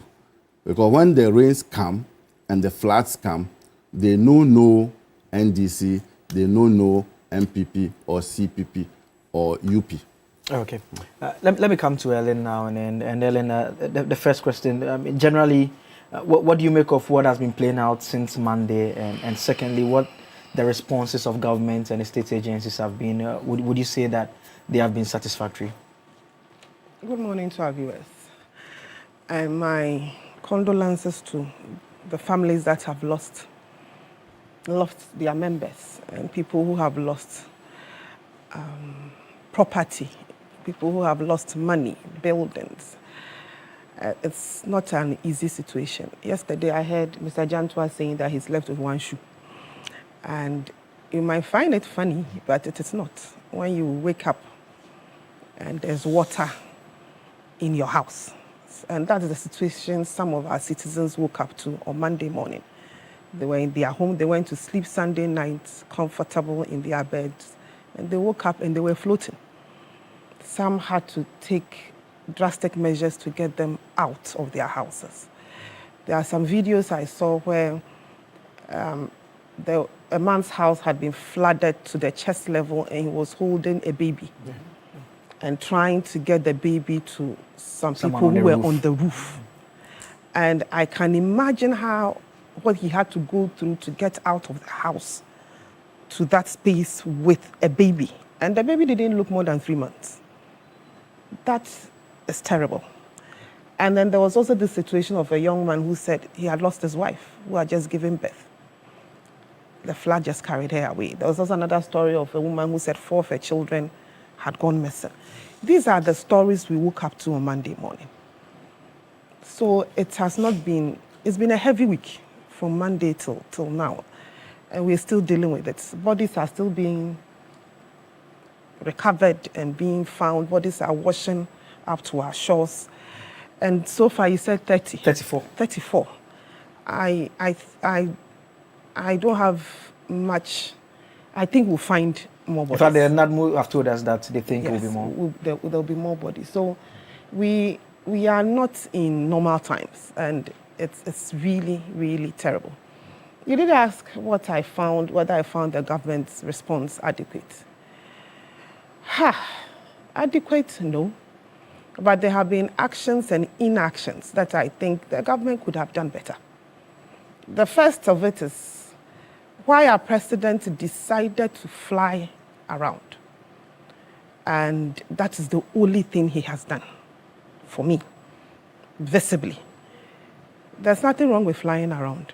But after you have flown around, you should get on the ground. Why hasn't he stepped out to meet anybody? The families, we are all in Accra. This thing happened in Accra. He's in Accra. I haven't heard he's traveled. He's here. He hasn't bothered to see any of the grieving families. He hasn't bothered to visit any of the areas. Nothing. And then the next day we find him wearing white with Madame Lodina and the vice president waving white handkerchief, praising and celebrating. So the question he asks is, what are they celebrating? What exactly are they celebrating? Is it fair to describe it as a celebration or a national If you have planned a national Thanksgiving service and a disaster has happened a day before the national Thanksgiving service, we cannot postpone it. We can't do that. August 8th will be exactly a year. We also woke up to another disaster. A helicopter had crashed with our ministers in it, with Air Force men. This whole nation went on a closure.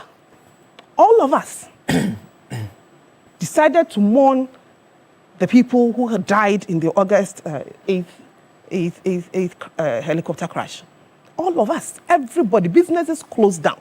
Are we trying to say that that was more of a national disaster than all of us waking up one morning and floods have washed away people? That is not a national disaster. We can go ahead and have a Thanksgiving service. We cannot hold it off. The Thanksgiving service was an emergency service. The Thanksgiving service was of such priority that we had to see our president and his vice president and his wife and government appointees in white. 30 people are dead. And that day they were doing the National Thanksgiving service, a teenage girl was pulled out of the Odo River. And the what do we call it? The NADMO workers refused to do it because they said they haven't been paid for a year. And we had to take a young man to get into the Odo River to get that body out. And he was also demanding for payment. That was the situation we're in. And our president and his wife were wearing white, celebrating. So we couldn't have put it off. No. We had to do that National Thanksgiving service. That is what I don't get. And up till today, no state of emergency declared. I don't see anything from the government, the citizens who have lost their lives, saying anything to them. Nothing. Nothing. Nothing. So that's why I'm coming for. You do not do that. This is a national, the Thanksgiving service was a national event organized by government. Government could have said, I won't do it. I'll postpone it. I have an emergency. The government doesn't look like it's bothered. The president doesn't look like he's bothered at all. Because today is Friday. How many days after the flood? 4, 5 days after the flood. He's still sitting in the Jubilee House. He hasn't stepped out. And then he decides to fly because he doesn't want to get his toes and his shoes and his legs wet. After the flying, he still haven't stepped out. The vice president is also comfortably sitting at her house. She also haven't stepped out. And expecting her to be a mother. I'm expecting her to actually feel the pain. She doesn't feel it. And this is the presidency we have. So if you come and tell us that you have released 350 million to NADMO, how fast have you released it? Are they going to be jumping through the hoops of bureaucracy just to get this money? We are 4 or 5 days into this flood, post-flood matters. People need help. Has the money already hit NADMO accounts? Can they withdraw? Can they get it? That is what we are looking for. We don't need the announcement. But the announcement should be the money is in NADMO accounts. They have already started procurement. In fact, today, things are going out. That is what we want to hear. You don't come and tell us that you have reconstituted the committee. That committee was set up a year ago. What have they been doing the whole year? And the Meteo people told them, in fact, they told all of us, the Ghana, Meteo, they told all of us that this year's rains were going to be terrible, heavy. You set up this committee, you put a deputy chief of staff as the head, the chairman, to control 2 cabinet ministers. Nothing was done. 4 days after the flood, you come and tell us that you have changed and you have put a military man there. You are making the military man's work difficult. Because he's coming to inherit a situation that is in a mess. And this is a total mess. The response has been a mess. So I don't see anything good that they have done. I am still asking, and I'm still wondering how our president and his vice have not stepped out of the Jubilee House to go where they are right here in Accra. The people are not in Bolga, they are here. They haven't stepped out to any of the areas. None of them. We are celebrating. We are wearing white. That's what we are doing. To the extent that we have seen our presidents, at least from the 60s, step out and solidarize with the people and the problems still occurring. And that's my question to you, Elena. So because the president hasn't stepped out, the problems will not occur. So he's staying indoors. He's staying in the Jubilee House. The problem is solved. No, that's not what I'm saying. If I can ask my question, right. I'm saying that should we not be looking out for sustainable solutions that prevent that from happening, as against wanting to see our leaders moving around like you're asking, which we've seen them doing all over the period, but the problem still happens? I've been asking. So because from the 60s, when the president stepped out, nothing gets done in your estimation. So our president, our current one, should stay indoors. And he's staying indoors. Of what benefit has it been to us? The management is still terrible. The optics are bad. If you're a president who says you care, like he says he cares, he should step out. You don't stay indoors. So don't ask me that the other presidents since the 60s have been stepping out and the problem is still there. So our current president should stay indoors like he's an Amaria. No, that wasn't 4 the days question. after the problem, 4 or 5 days after the problem. And you're asking me how that solves the problem. Whether we would prefer solutions that will... What solution have they preferred in the past 4 days? What has it done? Apart from announcing to us that Nadmo is getting money. And where is the money? Okay. Let me come to you as well, Ebo. I don't know where you stand on this subject matter of the flooding situation and what the governments have been doing in terms of the response so far. Ellen believes that the optics are not looking good. She's not impressed with the government's response as well. You share that position? Yeah, probably we appreciate optics in this country. So politicians also know how to offer it. Something happens, you see them giving speeches, you see them appearing on the scene, and nothing is done. And that it has become part of the game. So politicians, when something happens, they will begin to show emotions. That's when they begin to care, if you like, quote and unquote, care for the people. But when they are in power, and they are dipping their fingers and their hands and their nose into our coffers to loot our resources for themselves and their families, they don't care about the people. They don't care about them. It's only when the people get problems that they go and pretend they care. So it's not about the optics. Ghana is 69 years. I've done some mathematics here. 69 minus 35 is equal to 34, which means 2 political parties have had 35 years out of the 69. And so if you have this problem, and what we are seeing is blame game between these 2 political parties, then we have a problem as a country. And that is worrying. But this is my first time talking about this issue because since Monday, I've not gone to any television or radio stations to talk about this. And I've been following the conversation. Unfortunately, how it has been politicized, it shows how insensitive some people can be. People have lost their investment, lifetime investments. People have lost their family members. People have lost their property. I mean, life from Monday to today, life has become unbearable for a lot of people. People have lost their jobs. And all that politicians are doing after 35 years, sharing power alternatively, is to play the blame game, usual blame game, and be giving us the optics. You see, yesterday's solution is supposed to solve today's problem. And today's solution is supposed to solve tomorrow's problem. So if somebody had been there before, and we are still having this problem, the question is, what kind of solution did you provide yesterday that today we are having this problem? That is why I don't expect any of the 2 political parties to play politics with this. We are sick and tired of this blame game.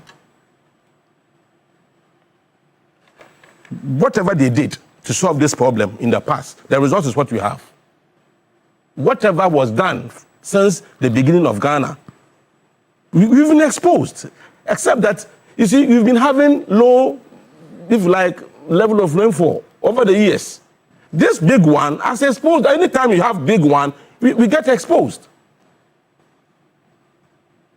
Anyone who has ever eaten a CD from monies that were meant to solve some of this problem, they must bow their heads in shame. Any politician who has eaten money or chopped money that was meant to solve problems like this should bow their heads in shame. Sick and tired of politicians giving us speeches and optics. Sick and tired. You see, the relief is necessary, but prevention is cheaper, is always cheaper. Prevention is always cheaper. We have institutions that are supposed to help us to solve problems. We have engineers in this country. We have politicians in this country. before somebody will buy a land to build, the person would have to go to Lands Commission. EPA must come in. Assembly, the building inspectorate of the assembly must come in. So if you see a building along waterway or in a waterway, the question is, how did it get there? Who are those who are in charge, who are supposed to prevent it from being there? They allow people to spend so much to put up these burdens. And after that, we go and break them. And the worst is even after we've broken them, we brought them down, we go away, forgetting that the problem is not a burden. The problem was the failing that was done before the burden. The failing that was done for them to have space to put the burden on, the foundation. You don't excavate the foundation. We don't dig a hole. We leave it. We don't restore the place to its original state. We leave it, thinking that by bringing down the burden, we've solved the problem. So in fact, we've brought so many burdens down. Go to all those retention ponds. The problem is still there. You spend money to do storm drains, only for the water to tell us that your storm drains are not enough. They don't have the capacity to contain us. So we need proper re-engineering in this country. Our engineers were trained to solve problems, not to explain problems. We want to see our engineers, hydro engineers, civil engineers. We need to see, they should see, this morning, honestly speaking, it shouldn't have been the time for politicians like us. It should have been the time for the engineers to come and tell us how to solve this problem. Because most often the time, you put the politicians ahead to solve our problems, and we end up getting more problems. This morning, we should have had engineers on this table to tell us the way forward. How do we solve this problem? Not politicians who will be playing politics, playing the usual political football because I want to have an advantage.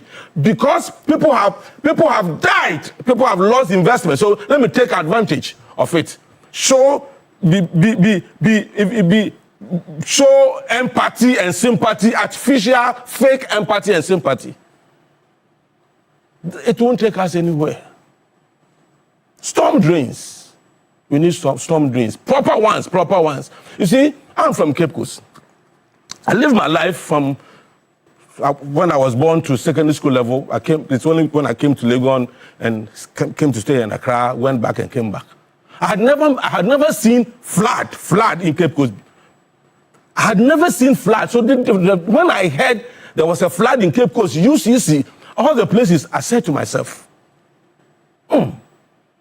this year rain is going to cause serious havoc. Because for Cape Coast to flood, like the way it did, lo and behold, Accra, we had our situation in Accra. So, issue of deserting, creating, you see, naturally we have retention ponds. Nature has given us retention ponds. I think it's about time we also create retention ponds in this country. Ponds, we need them so that they can contain the water.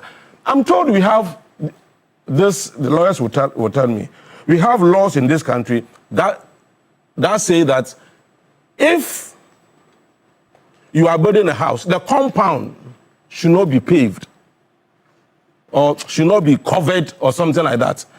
You have to leave 50% of the compound uncovered, so that when it rains, the rain can permeate or penetrate the soil into the ground.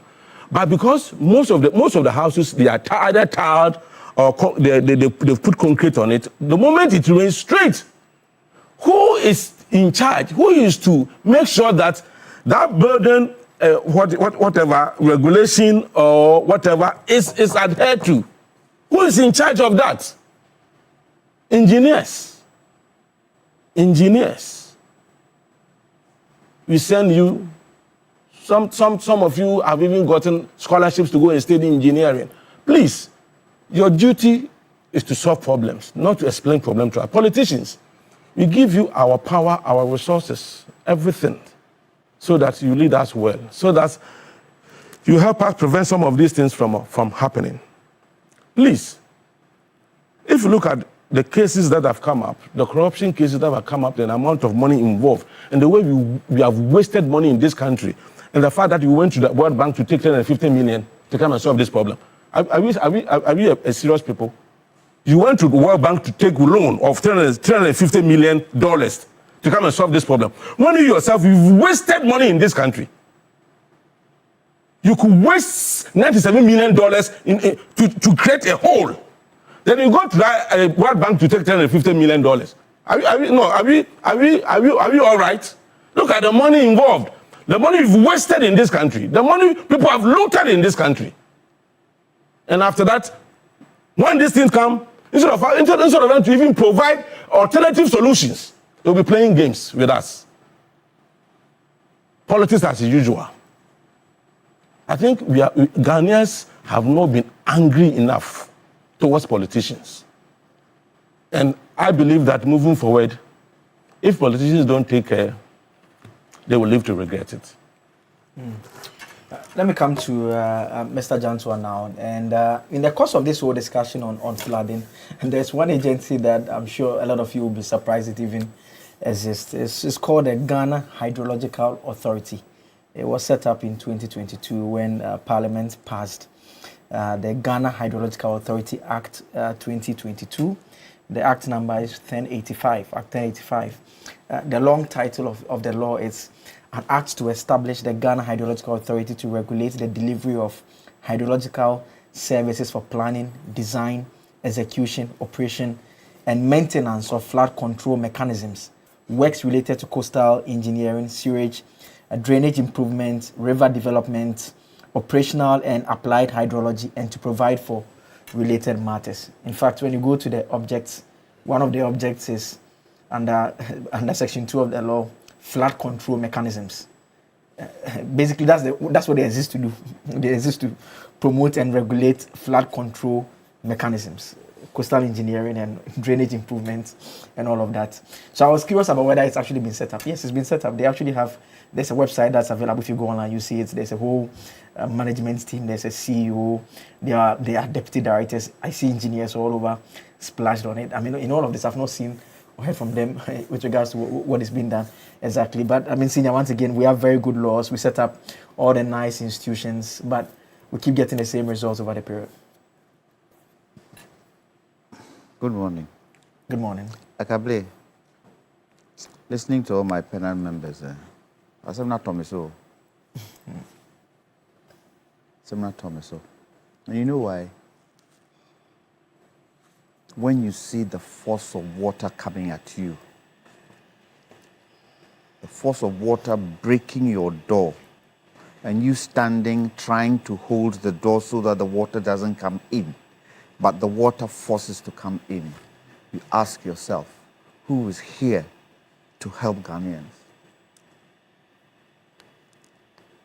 On Monday morning, around 9 o'clock, when the force of water was coming, it had reached window level, and it was coming, and it broke my porch door.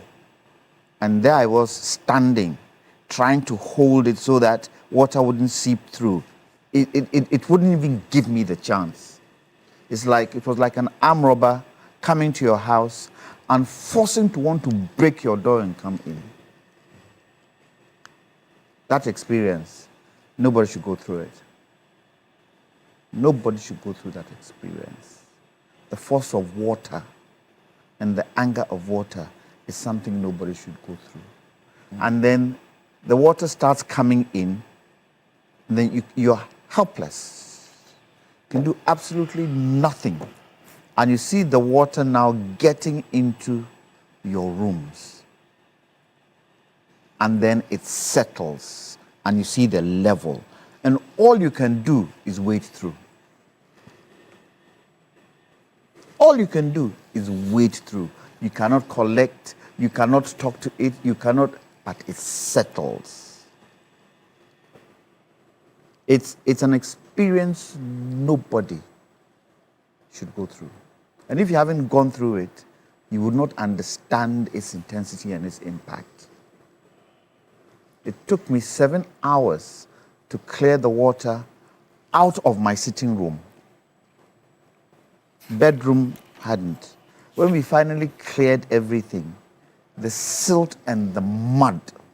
And the silt and the mud you saw on the tiles, but in the doors, the nitty-gritties in the doors, in the corners, the sockets, electricity, man, no. Nobody should go through it.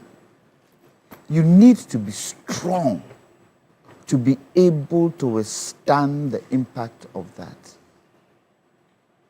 And AB was talking about structural causes. Do we not know in Accra the land is flat? Do we not know? And if it's flat, that means it's below sea level, isn't it so? There are countries that are below sea level. They've done something about it. They have done something about it. What about us? What about us? Look, I don't want a situation where we feel this thing is a political situation. No. It's not a political situation. It's a national issue that needs collective decisions. Collective decisions together. Not a political party in power, but together. Because in this Fourth Republic, don't even let me use the Fourth Republic, in this our tenure of democracy, from Kwame Nkrumah's time till today, we've been flooding. True? For the last 66 years, we've been flooding. What have we done about it? Come and go, come and go. And what I was expecting, I wasn't expecting throwing money behind the situation. I was expecting the question to be asked, what is the plan of recovery? How do we recover from this? I haven't heard it. I have not heard what is the plan of recovery. Me, I have said, President Mahama should be ruthless. He should be ruthless. All those who have been given the responsibility to make sure that waterways are not blocked, to make sure that gutters, everything is in place, and they haven't done their work, give them their marching orders. Give them their marching orders. And it doesn't care whether it's a big man, whether it's a small man, whether it's a rich man, if they have built a property in a way that would stop water, rainy season, anything that would distract the flow of water in this country, break it down and take them to court. And if they have to go to prison, they go to prison. And unfortunately, the laws we have are not working. They need to be enforced. And the president can use the laws to challenge anybody who is doing that kind of thing. And we've got to use the laws.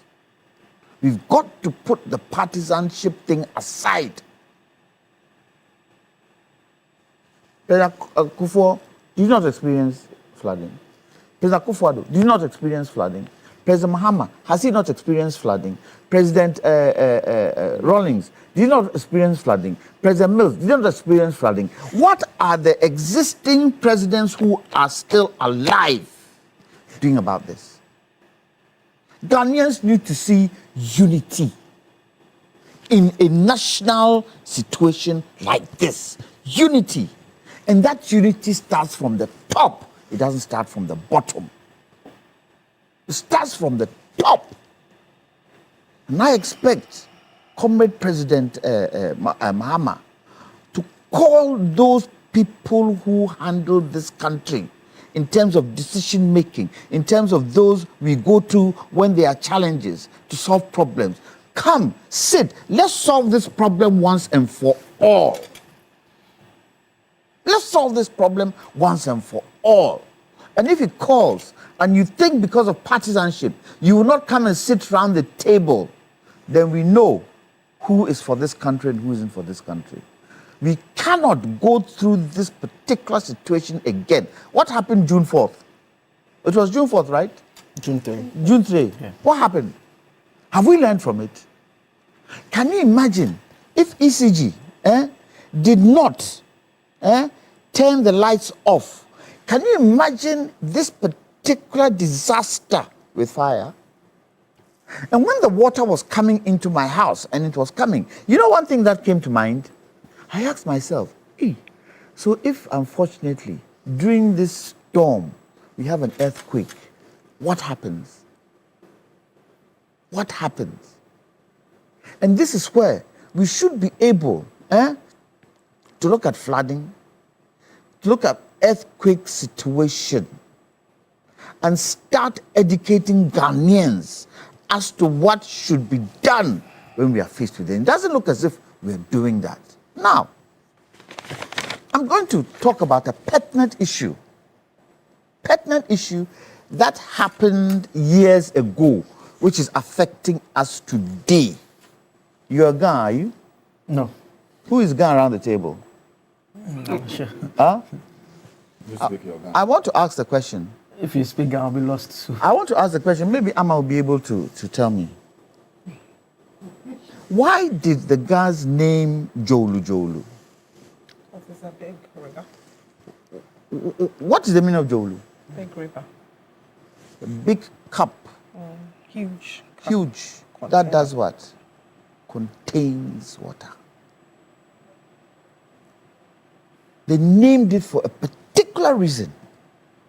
They named it because at the time, we were getting water from where? A brick coming in. And there were areas where the water settled, right? Where were these areas? Shiashi. Around President Kufuor's house and around where? Those tall buildings. And those were areas that did what? Took the water from the mountains in. What have we done to those areas? President Kufuor's house used to flood. President Kufuor's house used to flood. What have we done to those areas? Have we not sold those areas and filled it and built houses? All those years, who did we sell it to? Who did we sell it to? Wasn't it Strakoni? Didn't we sell it to him? In fact, he's been tweeting and explaining and the engineering he says they did around that place. What kind of engineering? Let me tell you the effect today. When the water now comes from a brick, and because we have cut most of the trees down in that area, the water isn't held by vegetation there anymore. So you're getting more water coming in. When the water now hits that area, you know where it goes to? You know where it diverts to? Shangri-La. And that entire area gets flooded and creates mayhem on the road. Are we saying that some people are above the law in this country? Something that affects everybody. Are we saying that? Because that water that will come from the Ebri, it would hit Nima, Alajo, those areas, get into the Odo, straight into the sea. So we sit and we blame, and we clap, and we cry, and we do X, Y, Z. Whose responsibility is it? Local government, have they worked? Don't stop me. Local government, have they worked? District assemblies AB was referring to, are they working? Or is it that they are starved with money? The finances aren't there. Is that what it is? Because, Akable, something has to change. Our children's children cannot go through this. Something has to change. This should be the stepping stone for us to say, no more. We are not going through this anymore. Let me go to the 350,000 that has been given. 50 million cedis. 50 million have been given. What's the duty of that money? The duty of that money is aimed at providing immediate assistance to victims, 1. 2, investing in measures to reduce the impact of future flooding. 200 million has been earmarked for emergency humanitarian assistance to flood victims and affected communities.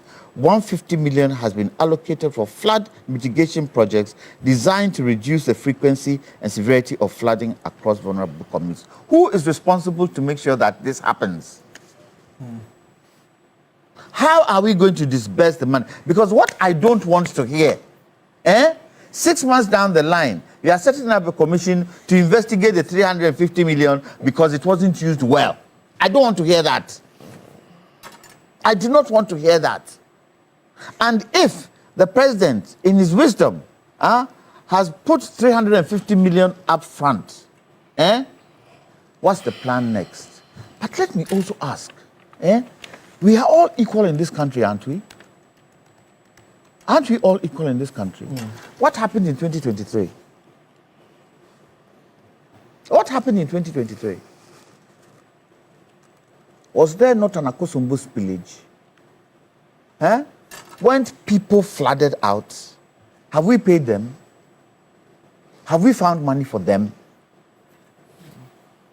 Yes, we found money for Accra quickly. What about the Akosombo spillage victims? What's happening to them? Are they not part and parcel of this country?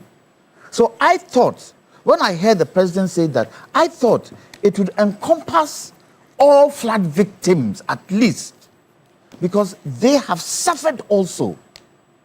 So I would suggest to the president and Minister of Finance, if you've been able to do this, please, please, try as much as possible to satisfy the Akosombo spillage victims, because they have also suffered and they are also Ghanaians. Yeah. Okay. Seen any reactions? Yes. Destructive politics. I think that Ghanaians are not rather angry enough at destructive politics and not politicians. Once politics is there, politicians will be there. But destructive politicians, Ghanaians are not angry against destructive politicians. Why am I saying this? The president, in his attempt to access and view the extent of damage, went on a helicopter ride. How else could you have assessed the damage in the city, caused the city? You have to go on a helicopter ride to see the damage. Do we know whether that didn't inform the amount of money voted for the damage for the NADMO? Probably the finance minister will say, I want to give 150 million. Then the president will say, no. What I saw flying over Accra, let's do it 350 million. How else? But when a person is hit by this type of calamity, the person is not looking for you to come around visiting him. In fact, when you come around visiting him, you are rather looking at his nakedness. The person wants you to provide relief items, relief to his pain. And immediately the president landed on the ground, didn't he vote this money for the people to get some relief? When Akufo-Addo, similar issues happened, Akufo-Addo went out, gamboling and gallivanting around, and hopping like a grasshopper. Have you seen that? I mean, those descriptions. No. I mean, they don't add anything. When they said that President Mahama was sleeping in the room like an Amaria, I didn't see you react. Okay. So continue to have your peace. I have my peace, but keep quiet. Senior, I'm coming. Senior, when I started this program, I'm coming. Did you see my submission? I heard you. Devoid of politics. I heard you. I mean, but when I started, and there's nobody who is political than me. But on this occasion, I started to be nationalistic. I appreciate that. Let me just make a little point. Let me just make a little point so that you go. And I mean, I think, if things have slipped through, that's fine. It's fair that you raise that concern. But I would just ask that, subsequently, like how we do every Friday, you have the chance to make your points. Let's just keep it as tidy as we can, respectfully. You can go ahead, Senior. Because when you hail insults, we can all insult. And for insults, nobody learn them. You listen and you also take them and start insulting. You know? Two wrongs don't make a right. Oh, no. Me, I've told you this, my policy on this program is you do me, I do you. But you normally see that I don't start. Have you noticed that everything about me, I don't start wrongdoing? It is, I reply, but I also understand, I agree.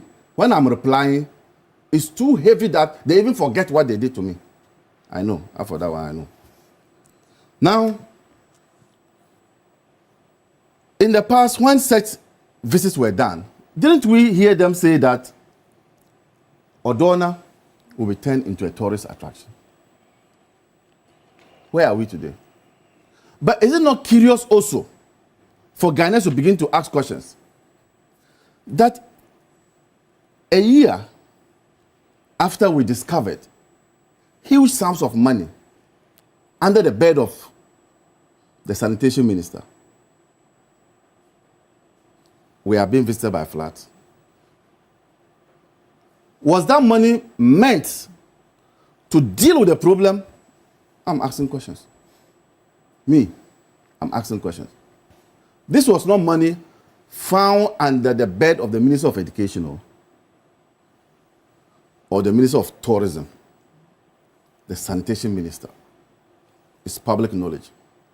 The question is, can that be linked to money that was meant for the project? Because Ebo was talking about corruption. I don't know. But who says that you only give thanks and praises when times are good? Here is me reading the Bible. 1 Thessalonians chapter 5 verse 18 states, give thanks in all circumstances, for this is God's will for you in Christ's name. What is this verse trying to say? The verse encourages believers to maintain an attitude of gratitude, trusting God's overarching goodness and presence even during difficult times, rather than only when life is easy. Only when life is easy. So, has the president assessed the situation? Yes. Has the president voted money? Yes. There's nothing wrong if this thanksgiving goes on. Because the Bible tells us you don't only give thanks to God when life is easy, but even in times of difficulty. Okay. Any reaction to an issue? Madam Cecilia, the past matter has been settled in this country. We put her through vigorous exercise to prove whether she's guilty. According to the OSP, she has been able to prove where the money comes from. If anybody in government thinks that her money is linked to flood money, it is your responsibility as a government who thinks that her money is your money that she has stolen to send her to court and get your money. You do not go around and make noise about it. That when there's a flood, then you go and blame a former minister in the previous administration whose money she has been able to explain, and she's taking her money back. So if you think that she's done something wrong, I'll be a lawyer. Get the Attorney General to send her to court. You do not wait for a flood to hit, such a devastating flood to hit, and then you come and mention Madam Cecilia Dapa's name. I find it very, very disingenuous and lazy on the part of anybody in this government to open their mouth and say that Madam Cecilia Dapa has taken your flood money. if I were her, I would sue you.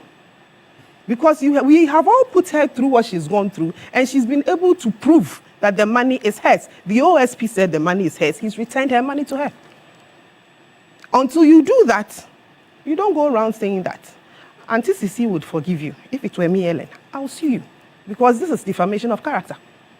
That's one. Number two, well, if you decide that your people are in trouble, problems have hit them, sudden problems, a flood, people have been killed, people have lost their property, and you decide to wear white and go and throw a handkerchief and celebrate. After throwing the handkerchief and celebrating, you decide to stay indoors and not step out. And at least go see those people. And we are saying it, we are complaining about it, and you are telling us that it is right and it is good. Ghanaians are watching. And the Ghanaians who are complaining, and we tell them that President Mahama does not really care about them. His agenda was to get his second term, which he has gotten. Anything else, I see him as somebody who thinks that I'm just waiting for my 2 years to be over and I'm gone. Anything that will get his hands dirty, anything that will get him tired, anything, he is not prepared to do it. And it is showing. It's not just him, it has descended to his appointees. And that is what we are seeing. Yes, so you flew around Accra. Yes, so you've had your Thanksgiving. What stops you from at least stepping out and letting the people see you? Yes, it will not change the circumstance because something has happened, but at least it gives them the benefit. When we went through COVID, and President Akufo-Addo showed up with the updates, showed up with what we are going to do, at least it gave us a sense of look, this thing we are trying to solve it. Our leader is involved. You might not like him, you might not agree with him, but that thing he did kept us through those times. So President Mahama decides that he wants to stay indoors. That's his choice, and it's up to the rest of us to bring it out. I will still want to commiserate with the people who have lost things. Look, we can speak, we can talk, we can shout, we can do whatever we want to do. People have lost their family members. We are still discovering bodies. People have lost property. At least there's a victim here. And when he tells you his experience he went through, we do not want that again. So this whole committee that they put in place, we've had a military man. Are we still keeping the old members of the other committee, or they've reconstituted it? And in all this, you're on the part of the politicians. What about our civil servants? I have said this and I'll repeat it again. Politicians, maximum 8 years. Politicians, maximum 8 years. They move on and other politicians take over. We have civil servants who have been around, some from their early 20s, and they are going to be around till they hit 60 years. You mentioned an agency. Hydrological Authority. It's supposed to be filled with civil servants, engineers, people who have the professions. What have they done since they were set up? It's been now 2022 till now. That's about 4 years. And how are we linking the linkages between these agencies, NADMO, whichever, the military? What is the linkages? So right now they are there. Money has been voted for them. It's an agency. We pay their salaries. What exactly are they doing? How are they involved in this mix? Or they are just there? They are doing their thing. Because it's the Ghana Hydrological Authority. They are supposed to be in charge of everything water, everything flood. And if you hadn't mentioned it, I never knew there was an agency like that. What are they also doing? So as much as you're pulling the politicians, as much as yes, we'll do our politics, we should still ask our civil servants, our public servants, who we pay and we take care of that, what are they also doing? Because I believe that all of us coming together with what will solve this problem. The water is still going to come down. The Ghana Meteo says that we still have more water ahead. Going forward, what are we doing?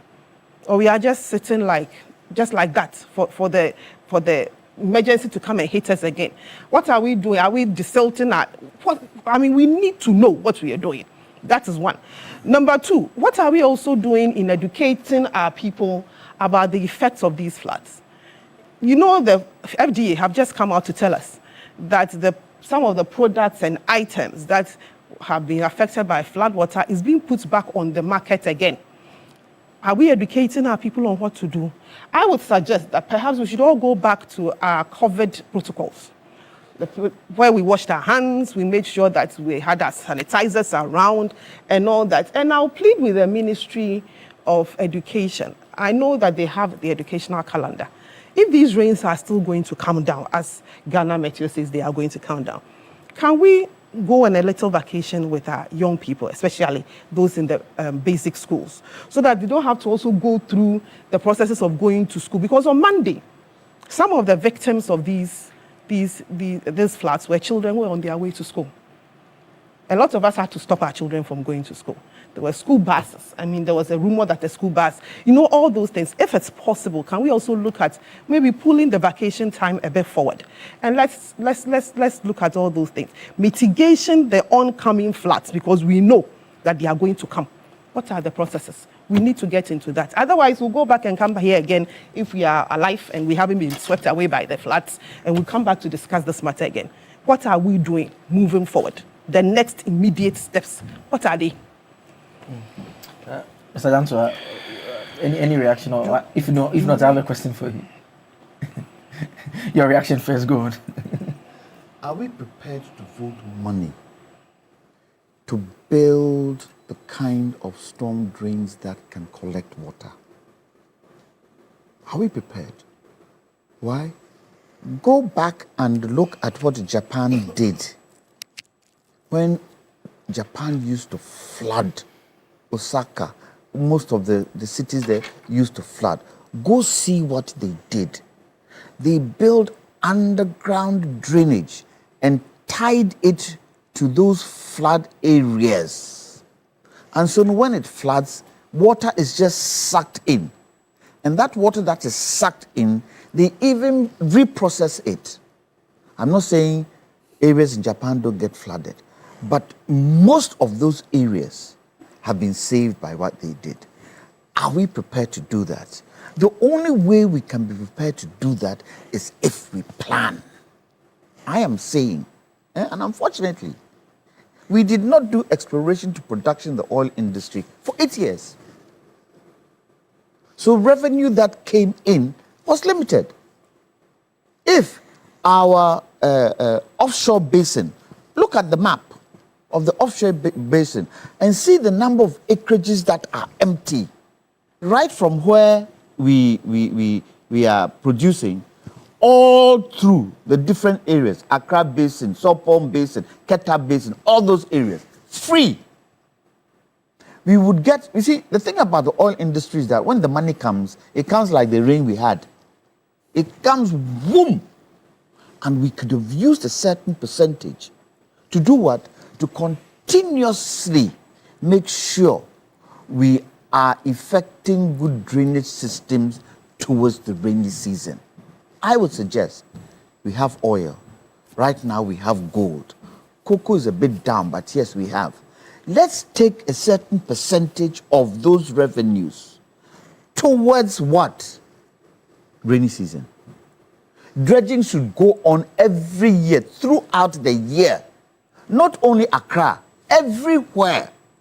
Because we are realizing that the weather is getting worse each day. Go to Europe today.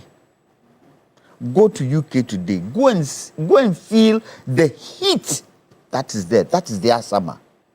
This is our winter, rainy season. Two extremes. It goes to show things are going to get worse. And for me, Akable, what I'm praying for, what I'm praying for is that we are able, fire service, national ambulance, these people that you mentioned, you said they are what? Ghana Hydrological Authority. And their responsibility is what? Basically, in fact, one of their functions, and I when I was even reading it, I read the object. One of the functions specifically is flood prevention. Yeah. Under Section 3, provide hydrological and drainage engineering services for the prevention of floods, flood warning, and flood management. Okay, so their responsibility is crucial to, if ever we have an earthquake. Do we know what we would do if we have an earthquake today? Do we know? Do we know? And did we foresee this kind of weather pattern? We did not foresee it. Or even, no. I mean, way back. Look, in Europe, they have forecasts running into 5 years. They have forecasts running into 5 years, and they start planning towards it. We've got to change our mindset and trajectory and start planning towards some of these things. And in government, it's perpetual succession. One government takes over from the other government. But if we have unity of thought and we have collective solutions and ideas, any government that takes over, what happens continues where the other one has been left, where the other one has left off with this particular situation. I can believe we can't go. Look, at my age now, I'm 68. You are what? 30 something. I will get to the bedroom and be sitting there, because when I look at my father, after everything, he was in the bedroom for nearly 15 years, absolutely not moving. We will all follow there as we grow older. But when you are getting to my age, you shouldn't be sitting talking about this, because there should have been solutions that have stopped all this kind of thing that we are going through today. It is not fair on the youth. It is not fair on your age. It's not fair on anybody for us to continue in this line. I've been on the media for 26 years. Akable, the topics, they just repeat the same thing. Repeat the same thing. Repeat the same thing. It's not fair. Something isn't connecting somewhere. Let's see what that connection is and change that connection. Because we cannot be inundated with water. Water that we need. Look, all this water, are we even harvesting it? The Japanese, with what they've done, they're harvesting the water. Are we harvesting the water that is coming? Answer your question. You said you wanted to ask me a question. Yes, I mean, it's this whole... There are some who argue that we make a fetish around this waterway conversation, and a lot of the time they point to... Yeah, I'll come to you. I have time for you, don't worry. I have some 10 minutes, so I have time for you. They make reference to Netherlands, where basically, in fact, 26% of the lands in Netherlands are below sea level. 21% are below, about 26% is below sea level. Then another 50% is just 1 meter above sea level. In fact, much of these low-lying lands were actually reclaimed from the sea, lakes, and wetlands over the last 100 years. So they've been reclaiming the lands, building walls to hold back the water, just to get lands to build up. Is it not too... The world is so advanced that should we not get tired of saying that, yeah, it's water, we should pull down the building? Or it's because of... This is how our brilliance gets to, so we should do the simple thing. So what's the suggestion? I'm trying to figure out what you're trying to suggest. I mean, the suggestion is that we should be looking at higher levels of engineering to solve the problem, as against simply pulling down buildings in waterways. So let me ask the question. Where are engineers? They are around. Is it for you who's a lawyer, or he is a lawyer, me a lawyer, or her, or him who's a to come and sit down and think that way? Okay. I would have thought the engineers would take the forefront of this situation. Is it that they are not given the chance? Okay, within politicians, are there no engineers? Within parliament, are there no engineers? Within the opposition, are there no engineers? Should they not take the bull by the horns and say, guys, this is ours. Let's see how best we sort this problem out? But maybe the politicians don't give them the chance to also prove what they can do. Because what you say is right. Can't we change the mindset, and can't we change how? Some of these buildings are even designed. So I'll give you an example of West Legon. West Legon is clay. It's a lot of clay in West Legon. And if you build a house and the foundation isn't done properly, your house can shift. If we had policies where we say we know the kind of structure and soil consistency in certain areas, can't we say in this area, if you're going to build, especially if you're in a lower lying area in that particular place, you've got to build on stilts. Okay. Can't we say that? All right. And you know that the road that leads from when you get to Fiesta Royal and you cross over, do you know what happened to that road during the rains? It was completely destroyed. It was completely flooded. Completely destroyed. Where were the engineers then? Where?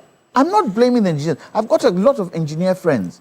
But we need to give them the chance to come and change some of these things that are going on, especially in the style of building. I don't understand why, and I think it was a Bo, I'm not sure whether it's a Bo or AB. I don't understand why people want to build a house and put tiles everywhere. It doesn't make sense to me. And that water that comes in has nowhere to go, but it flows into the road and into gutters. Why? All right. Because you called out the engineers, my engineering colleagues they've sent me a document. I think they've issued a statement. Yes, they actually issued. So that's what they've sent to me right now. They actually issued it on 30th June 2026. It's called, they call it a position statement, Engineering Solutions for Transforming Urban Stormwater Management in Ghana. And it follows the 29th June 2026 flood in Accra. It's a detailed document. We'll put it out on the online portal so that you can all have a look at it. Who's supposed to make sure that what they've suggested? Exactly. Because a lot of the things are things that government needs to do. Exactly. Maybe when the boy is done, I can share a bit of it with you. And there are engineers in government who should take it up. There are engineers in parliament who should take it up and say, our engineers have proposed this. Let's see how best we can implement. All right. Ebo, you have the final word. Yeah, so I really... Send me a copy, please. Yes, let me just... Yes, as much as possible, I would want to let Ghanaians know that we shouldn't allow politicians to always take advantage of our situations. The reason why the MPP is emphasizing the president wearing white dancing is that they had their candidate to go to visit 2 or 3 places, get some video and pictures, and they are splashing it all over the place that he was on the ground, he was dirty on the ground, and the president was dancing. Are you now defending the president? You see, let me say this. No, I'm a Christian. If you decide to bring in my candidate, Dr. Bawumia, I'll reply. The president's rep is here. You had your time. Then you don't mention Dr. Bawumia's name and try and put him in a bad light. I will not agree. Dr. Bawumia did what he felt he had to do as a former leader of this country and as a person. Please don't bring him in the bad light. Make your statement. Thou shalt not bring in Dr. Bawumia, who is sitting here somewhere, in a bad light. I will not agree. So we are tired of the optics, you see.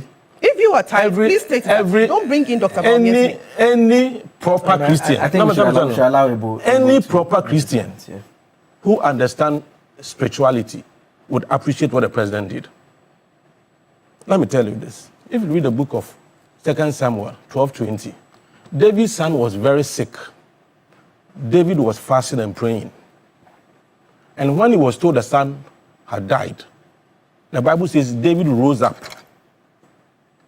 put on his garment, anointed himself, and went to the house of the Lord to worship. A man who had lost the son. So we take cue from the fathers of our faith. And so anyone who understands the Christian faith will appreciate what the president did. If the president had not done a Thanksgiving, it would have been double jeopardy. Because, I have planned to have a Thanksgiving service, and we are hate. Who was the president thanking? Was it not God? Are you getting it? So you wanted God, the president say, God, I suspend it. No, it would have been double jeopardy. And I'm saying that we take cue from the Bible. So as a Christian, the president did what was right. I would have done the same thing if I were the president. Because by thanking God wouldn't change anything, like wouldn't make the case worse. At least, maybe God would have mercy on us moving forward as a nation. Because sometimes thanking God can give you good results.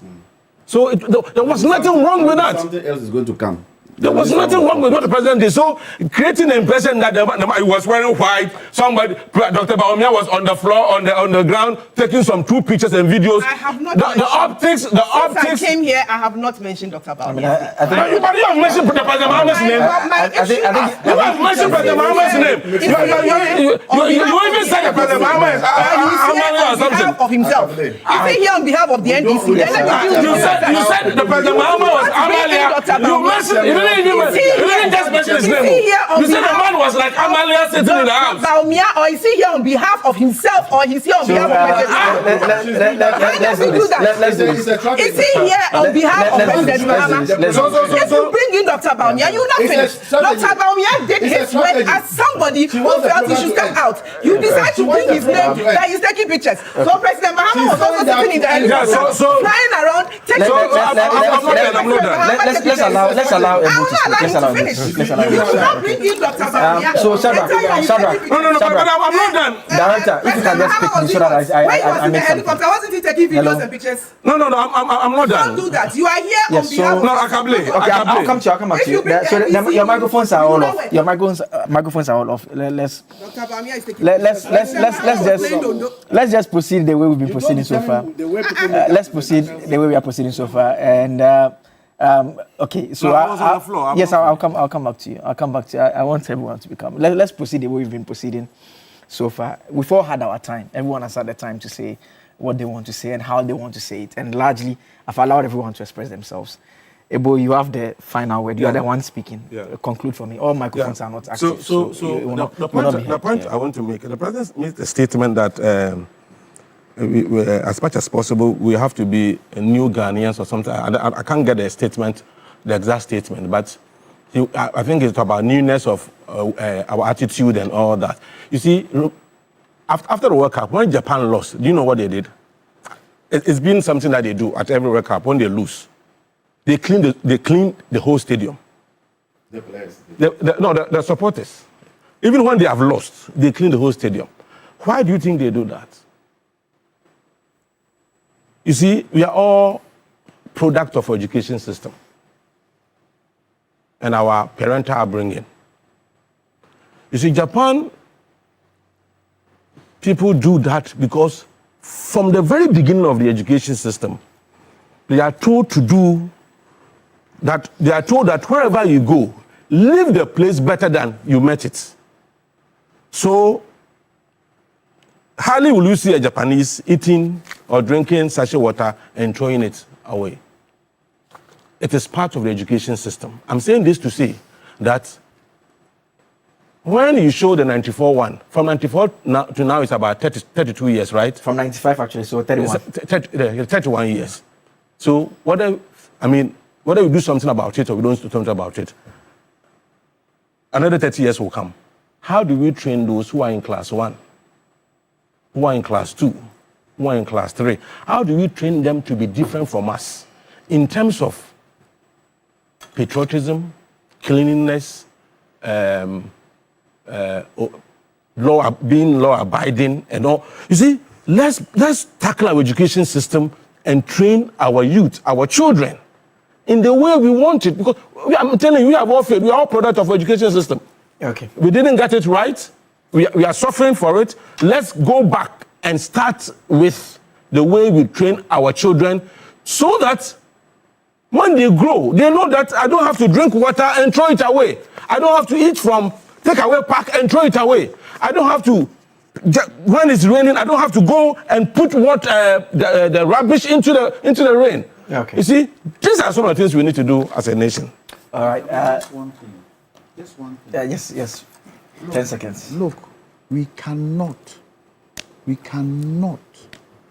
talk about anything where God is concerned. He's the ultimate. Irrespective of whatever we go through, we go back to Him, good or bad. Good or bad, God is the ultimate. And the way God works, we do not know. Okay. So if we feel that God is the one who can do what? Help with this situation, we need to praise His name. All right. That's what time will allow us this morning. A lot of messages. I'll just read just about 3 or 4 of the messages so far. Kotoka Courage from Anglogala should be in the Volta region. You say that Ebo has made your day by hitting the nail on the head. The MPP should stop playing politics with everything. Are we not in this country? Former President Nana said to the people of the Volta region that if it was only about votes, he would not come there because he knew they did not vote for him.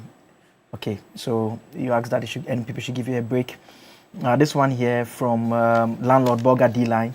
You say that, so it's votes that Dr. Baumia needs. That's why he's moving around. I can't remember him visiting any flood victims in his 8 years rule as vice president, be it on foot or air.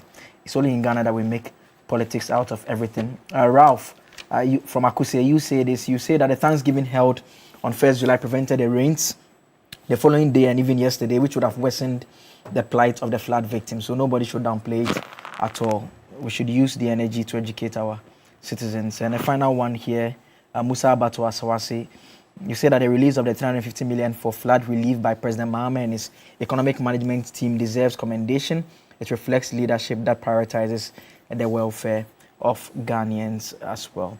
My guests this morning on the Big Issue segment have been Ellen Ama Derko with the New Patriotic Party and the 3 Reverend ministers who have been telling us about Thessalonians, who have been preaching to us this morning. Ebo Bachman first to my right, Reverend Ebo Bachman with the United Party. Ebo Bachman join us this one as well. You have said it right. So, Reverend Kwame Jantua. So we don't as well. praise God. Only praise God when they are flat. Your time is down. It's my time now. Let me use my time. Let me use my time. Reverend Kwame Jantua also with the Convention Post Party lawyer as well, the senior. And Senior Maleba, Ibrahim Maleba, also Reverend as well. Reverend Naba, he's a sub-chief in the Bolga area. Came with his heart upright and moved it to the left side eventually. God should punish those who only praise him when it is big issue. Big issue, and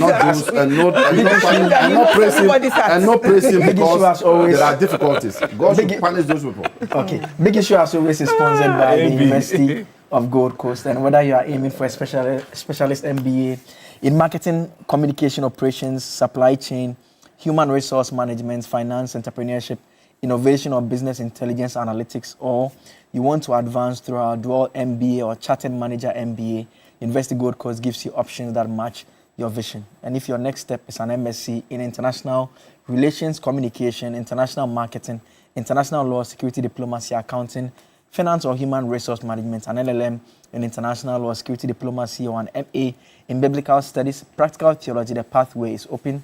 You can apply today because at University of Gold Coast, we make it practical, flexible learning, flexible entry, and flexible payment. You can study around your work and life and choose a route that fits your background and pay in convenient installments as well. Your dream deserves structure, your future deserves strategy, your purpose deserves training. You can apply now at www.ugc.edu.gh or you can call or WhatsApp us on 026-388-8555. University of Gold Coast, building leaders for the nations. We'll take a quick break. When we come back from the break, we are building up to that big game between Ghana and Colombia. Ghana is going to beat Colombia at 1:30 a.m. Tomorrow. So stay tuned. We'll build up to the game right after the break. We'll be right back.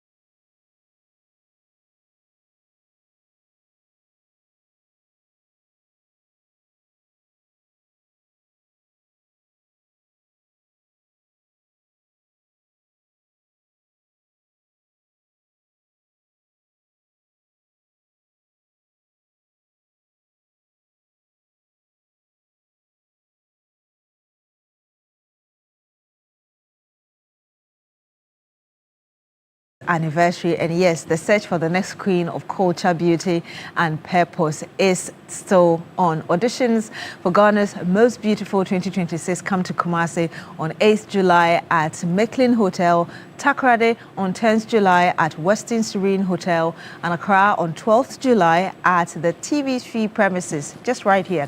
Registration starts at 8 a.m. Interested applicants can register via the TV3 Reality app or pick up a form at the venue. Registration fee is 100 Ghana cedis. Now, the dress code is a GTP miniskirt with a white tank top. Make that move. You could be the one we are looking for. And Ghana's Most Beautiful 2026, celebrating 20 years of culture, beauty, and empowerment. But we are not ending it here. I did tell you that we're preparing towards this 20th anniversary. And guess what? I'm joined in the studio by actually, I can start with the name, Nane Kia Sante Afo, GMB second runner-up 2017. Good morning to you, ma'am. Good morning. It's great to see you. It's good to see you too. And happy holiday to you. Happy holiday. Of course, I do have as well with us Naomi Abena Obing, who is GMB 2018 winner. Thank you for joining us as well. Thank you for having me. Good morning to you. Good morning. And looking beautiful. Thank you. You look amazing as well, both of you. And I was actually, when we're off record, I was just asking, what have you been doing? Because I don't see a lot of age on you. But yes, you're welcome. Thank you. Perhaps I can start with you, Abena. I mean, it's been 8 years since you won this. Tell us when you remember how you decided, okay, I think I want to take part in this. And eventually you ended up winning. Yes, 8 years already, how time flies. I remember I was in my hostel with my friends and I decided to go audition for J&B, and of course they encouraged me. And funny enough, during that time the audition was delayed, so it happened late July instead of the early July. And my husband is watching this, sorry, but my ex-boyfriend then picked a form for me as a surprise for my birthday. And I filled this form 2 weeks before the audition day, and I could just put the drawer out and take a peek because I was just so anxious and I wanted to know what the future holds. And the D-Day came, I came to TV3 premises. That was my first time stepping foot here. And I was so nervous. I met other beautiful and confident ladies, and there are some who had already been here for like 2 or 3 times, and they were sharing their experiences when we were waiting to be called. And I was just inquisitive and anxious. I wanted to know what would happen when I just entered the audition room. But when I went there, it was Queen MFA. She was a judge that time. I just smiled and she was like, you have an infectious smile. And that actually boosted my confidence. So I was questioned and I delivered. And I qualified for the next stage. And here we are today. So when you say that what she said boosted your confidence, it means that at the time you were monitoring all that was going on, you felt your confidence level was not as those people who were performing? Is that how you felt? I wouldn't say that. I'm a very confident young lady. But when they were sharing their experiences, they had been here 2 or 3 times. So I was just nervous. I wouldn't say my confidence came down. But then her comment actually raised the confidence to another level. Nana, how was your experience? So I have an entirely different experience from hers. When she was talking, she said that her friends encouraged her. For me, I didn't even know what was going on. But the year before, my cousin had come to audition, and I think she almost got to the final stage with Yaba. That was the year Yaba won, 2016. And then they picked Yaba over her. So the following year, which was 2017, she told me, oh, I think if you go for this thing, you'll be able to kill it. I'm like, what do they even ask? She says, oh, you just need to know current affairs, you need to know your region. And I didn't exactly stay in my region for a very long time. So I'm like, I come from Seshi. What am I going to be saying? So on the D-Day, actually, she called me. She said, get up and go. I didn't even know what to read concerning current affairs and stuff. So I just came. I actually picked the forms at TV3 on the day of the audition. I didn't fill the form before. So I got here, I saw a lot of beautiful young women. So I isolated myself. Yeah, and I was just seated there waiting for them to call me. So one of the, I think, producers, Auntie Sheila, she called me and she said, oh, you're looking very beautiful. Come, let's do a video of you. Oh, what wow. region are you representing? I said, Western region. She said, okay, do a video and say, my name is so and I'm representing Western region. I said, but I haven't been auditioned. She said, yeah, just do it in case you are picked. Oh, wow. I'm like, okay. So I did that. And then the auditions happened. I was very, very nervous. I don't even remember the first question they asked me, but at some point, I know someone asked me, what do I think is the greatest challenge of Nana Akufo-Addo? As part of my questions. And at that time, exactly, at that time there was this ongoing Because yours was in 2017. Yeah. Yes. There was this ongoing campaign about Stop Galamsey Now. Yes, yes, yes. And at that time, I think the president had made a statement that he's willing to come down from the presidency in order to curb Galamsey. Put his presidency on the line. So then I think this is what the problem is. Then the next series of questions were all about Galamsey. Oh, wow. And then Western region. Then it went on, and then I think after that we did the medicals, and they picked us. So me, I was just floating in there. So the day they mentioned the finals, I thought the other lady would be picked. Yes. So when they mentioned representing Western region, and I'm like, oh. So if you look at my video, yes. I was like, oh. And I just went to what went through your mind when I was surprised. I'm like, because the other lady was pretty good. She was very intelligent, very confident. So when they mentioned me, I'm like, oh, I guess you are doing this. Then now I told my family, because nobody knew. Wow. And what about your friend cousin. who actually pushed you to do it? I mean, she was happy for me. She knew, but nobody else knew. So when you were finally picked, was she one of the first people you called to say that, well... I think so. I don't even remember. I wasn't... Yeah, but then I informed my family that this is what's happening, I guess. We are here now. And they supported you? Yeah, they did. So I'm coming back to you. After you were eventually confirmed, not as a winner, but to go through the journey, what suddenly was your focus? You know, my only fear was me not being selected to represent my region. That was my only fear, because I knew who I was and I knew who I am. I knew that when I'm being selected, I would just give my ultimate best. And of course, I performed every day like it was the grand finale. I remember one colleague of mine, she was also a contestant, represented the Ashanti region. She was like, you're always performing as if it's grand finale. When you're performing, there's fire in your eyes. And I wanted to be selected. That was my only fear, because I knew if I'm selected to represent the Eastern region, I will go for the gold.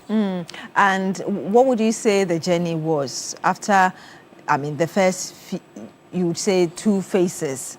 How would you say the journey was for you, the challenges? During my GMB time, yes, the whole thing. Yes.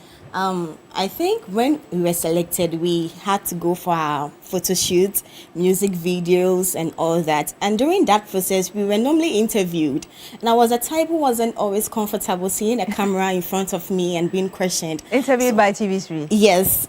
They were always, I think they were documenting the whole process and all that. So along the line, we were being interviewed, and I just didn't like it. I just become very timid when I see a camera in front of me. But I think I'm doing well. But you wanted to be on stage, so that's, you know, that's me. I'm a stage girl. Okay. Yeah, I'm a performer. I'm a stage girl, but not. Although the camera is there, I would just assume it's not there because I'm on stage. But the moment the camera just sits right in front of me, I become very nervous, and I wasn't saying the exact words the producers were expecting me to say. And one of them was like, oh, you'll be the first person to go home. Oh. Because I couldn't do it. But then the first week, he saw me perform. He came back to the reality house and sat all the queens down and like, I just killed that, and I think I won an award that night. Wow, yes. Congratulations. Thank you. Still to you. How was your journey? Okay. The challenges, so my the high times as well. Okay, so my journey started off very slow. I was kind of like the underdog. You never really see me, but I'm there. That was me in the house, always happy, making everyone laugh in the house. That was it. I would say that initially, because I didn't have the interest in going for the pageantry in the first place, because I always saw myself not as a pageant girl. I didn't take it serious. So when they gave us tasks, I would do it, but it wouldn't be up to par like the others. But I always made it through somehow. So during my 5th week, then I think one of the producers, KD, came to me and said, Auntie Linda says I should tell you that you are good, sit up. So you better sit up. I'm like, oh, people noticed me. Then so from that time, I decided to put in a lot of effort. And I think I got star performer like 2 times and then most eloquent. So I started upping my game. And then when it was time for the finalist, I got selected. And then to my time, the Ashanti region lady, she said, hey, Nana, why is I walk a final? Because they don't know how I did it. I was just there. If you asked anybody, any of the other contestants who your competitor was, I don't think anybody would have mentioned me. Because I was just that laid-back person. But then eventually, I made it to the finals. And I thought I was going to be the 4th, like the 3rd runner-up. And yet you got 2nd runner-up. Yeah. I thought I was going to be the 3rd runner-up because if I looked at the other ladies, I'm like, oh, they have a lot of votes, they have this, but when it comes to the competition in itself, that was that. But my journey with the ladies in the house, it was great. I don't think I had issues with anybody in the house. I'm a very happy-go person in the house. So that was pretty much it. I would say one of my highlights was the day that I did, I think that was week 6 or week 5, I'm not sure. There was a day that I acted as, we did a theme on marriages. So I chose extravagant marriage. And my designer didn't bring my wedding dress on time. So I had to borrow the dress of BA, Adum. She gave me her dress that she had. And then we put on the veil and I went on stage. So that day when I was going on stage, I was crying. And they were playing my montage and I wasn't done wearing my shoe and they were done and I had to go. Wow. So I entered the stage and I'm like, what do I do? So I removed the other shoe and then I acted barefooted. But because of how I went about it, people thought I was back home with my husband and I was undressing, but that was not the case at all. I wasn't done dressing. Impression. And that day I got star performer. Oh, wow. So that changed the whole trajectory Look for at me. a mistake rather giving you better results. Yeah. Wow. All in all, I would say that I had a great experience. So, all right. For you, I asked her again earlier about her highlights. Yeah. What were your high points as well? I think it was week 7 during GMB time. It was a debate night and we had for and against. And the topic was a woman's place is a home, otherwise she's falling foul of tradition. And so if you have to speak against or for the motion, I was against the motion. Okay. So I was paired with Rekia. She was from the Upper East region. Yeah. And I killed the show. I remember during rehearsals, the producers, for the first time, we're not rehearsing together because we didn't want each partner to know what you say. And I remember during my time, I had my script done on Tuesday and I finished memorizing everything by Wednesday. And so I was the only person who go to the rehearsals without any book, nothing. I'll just go and say it off head. And one producer was just looking at me and said, hey, you kill this your partner, you murder her. And God being so good, on the D-Day, I just executed my work and I won the star performer for that night as well. I actually won star performer like 3 consecutive times. Wow. And I think I'm the first queen to ever achieve that, to win it back to back, yes. Wow. So Nana was saying that in terms of her relationship with the team or the other contestants, she didn't have any issue. I know that this is also a competition. In as much as you're growing as sisters, I remember the last 2025 GMB, they talked about how they had grown to become sisters and all of that. There's also that element of competition and sometimes a bit of rivalry. How did you manage that? Did you have any instances of... I think one thing that helped me was I was the youngest in the reality house and I saw all these beautiful queens as my role models. This is something I'm sure maybe they didn't know. When I realized that maybe Ohima, she was my first runner-up, is very outspoken, she's not a shy type. I would just like to adapt that. I just love, I took them all as my role models. I learned from them and they were my sisters. And I never saw anyone as my competitor. I'm not trying to be overly confident or anything, but I was just focused on what I'm going to do. Yeah. Anytime we were going on stage, I remember I told the people I'm going to work with that let's just go on stage and have fun. Yeah. That was my everyday motto. I'm just going to have fun. And so Auntie Linda used to call me a showgirl. Yeah. Was that the same mentality you had, that nobody was your competitor? Because I know that people who say that, well, I don't have a competitor, I compete with myself, I need to outperform what I do. Is that the same mentality you had, the reason you also didn't have any issues? No, I wouldn't say that. I mean, there were competitors, all right, because at the end of the day, it's a competition. I just wasn't too enthused about it. I was very, whatever will happen, will happen. If it is meant to be, it will be. So when it's my time, I do what I have to and I go my way.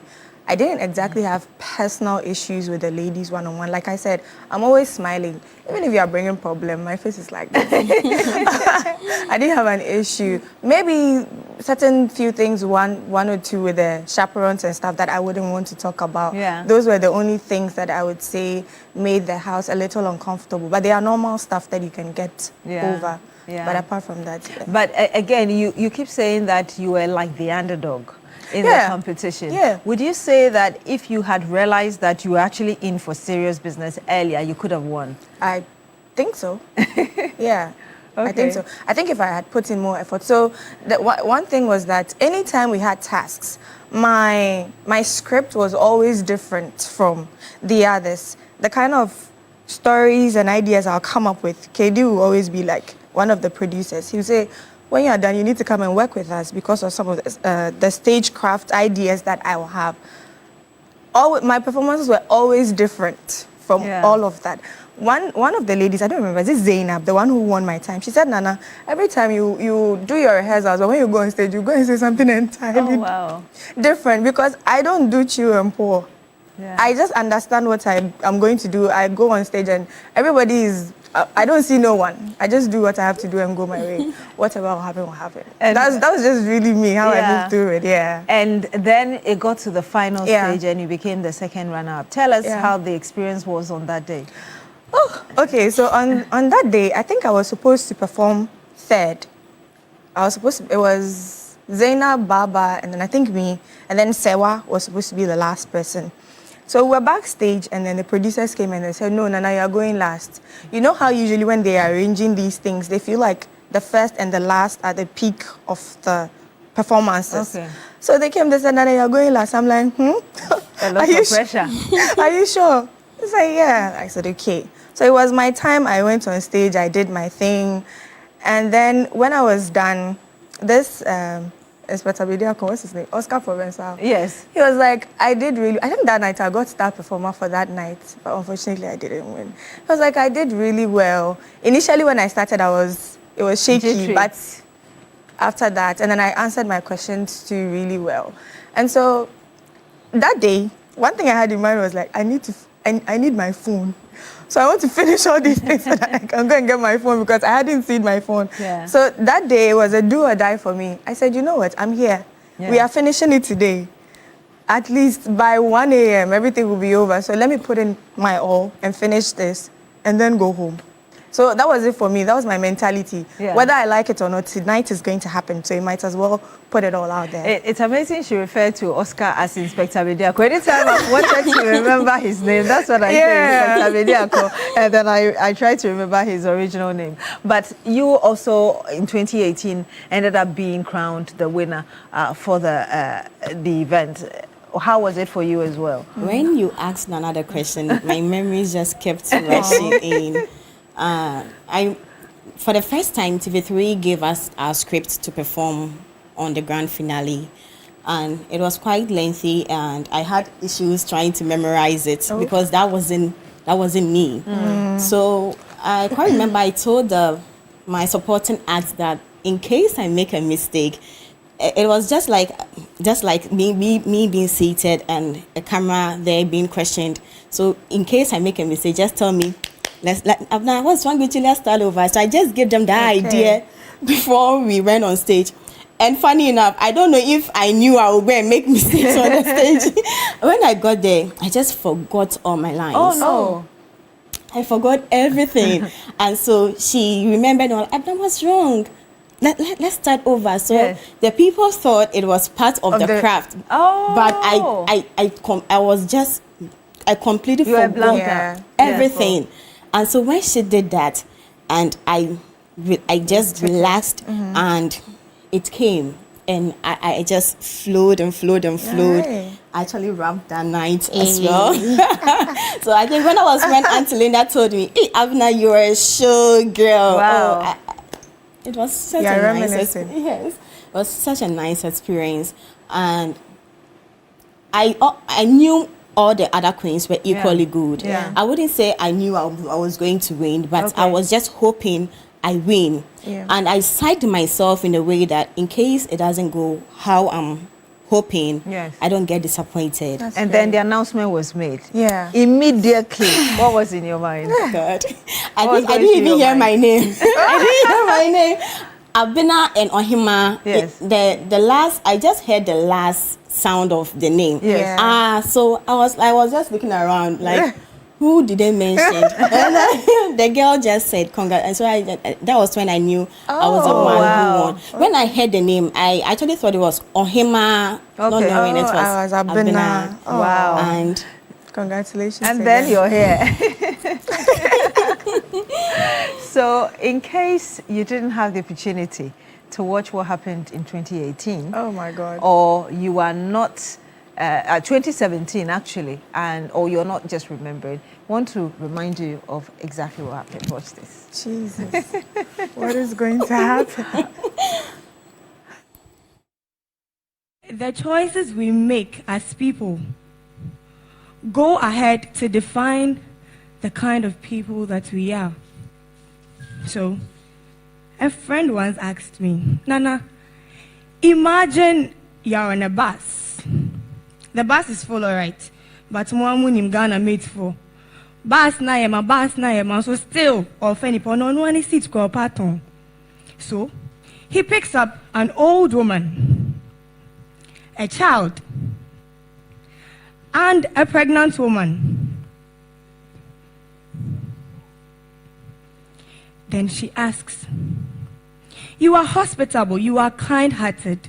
You want to give up your seat for one of them. But who would you give up your seat for? All of them deserve your seat. Look at this old woman, a child, and a pregnant woman. So I throw my question to you. If it was you, who would you give your seat for? Anybody can talk. Anybody at all. I actually wish we could show the reaction of Nana in studio right now. But Nana, tell us what's going through your mind, really. No, so I'm thinking of all the performances you could have. Because I feel like my worst performance. This was one of the times I feel like I wasn't performing at all. Okay. Yeah, so when you're showing that, I'm like, oh my God, of all the performances you could have. Okay, but we need to watch what also happened in 2017. Of course, when 2018 rather, when Abena eventually emerged as the winner of GMB.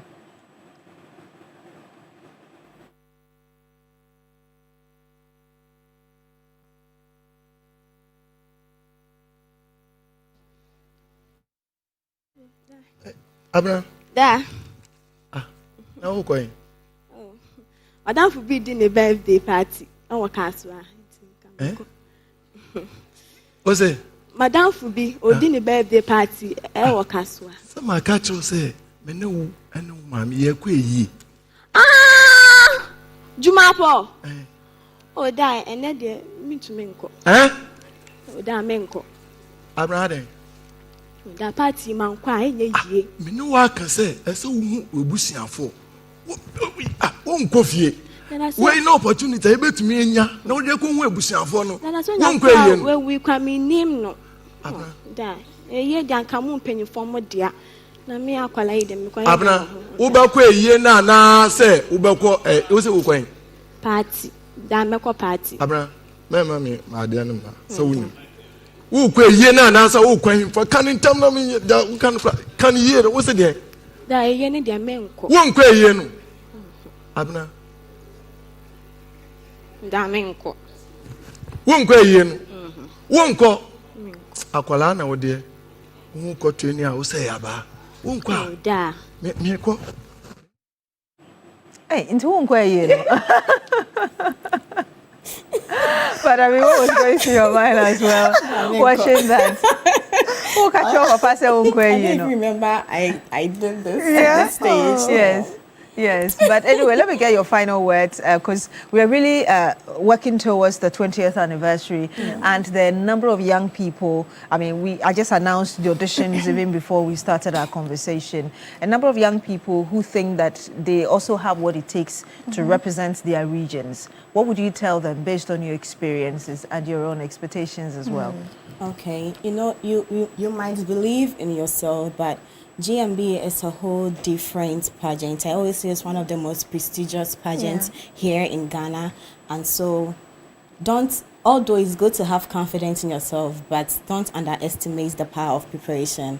I remember when I had the idea of coming to GMB, I started preparing the previous years. I started watching videos of auditions and every performances of every queen on YouTube because I wanted to know that I'm fully prepared. And God being so good, because I was fully prepared, it's always better to be prepared and not have the opportunity than to have the opportunity and not be prepared. Yes, so when I got here, it showed, like, you could see that I was prepared and I was in for business. And so any young girl out there, please prepare yourself very well. And if you are thinking twice about it, don't take the bold step and come. You might be the next queen. Your words. Okay, so I think I would speak to the desire of the young women. If you have the desire to come and audition, I would say go for it because GMB is like a massive stepping stone to anything that you want to achieve. Even though I say that initially I was like a daisical about coming, when I came, it has given me opportunities after. So I would say that if you are looking for that platform to elevate, Ghana's Most Beautiful is a very great step for you. So if you want to come, please go ahead. Go ahead if you want to come. Nana Ekia Santiafold, GMB second runner-up 2017. Yeah. Thank you very much for joining us. And also to you, Naomi Abena Obeng, GMB 2018 winner. Thank you for joining us. Thank you for having and us. for sharing your wonderful experiences with us. You're still here on Newday on TV3. When we come back, we'll bring you your birthdays and some more. Do stay with us. Most Beautiful is 20 years, and to kickstart the special anniversary season, you are warmly invited to an exclusive royal ball and fundraiser for a legacy project. An evening shared with our cherished partners, distinguished past queens, and the remarkable individuals who have shaped this journey over the years. Join us at 8 p.m. sharp on the 6th of June at the Adisa Pavilion within the prestigious Labadi Beach Hotel. Red carpet is live at 6 p.m. Come for the elegance, stay for the purpose, be part of the legacy. Ghana's Most Beautiful, 20 years of culture, grace and legacy. This event is strictly by invitation.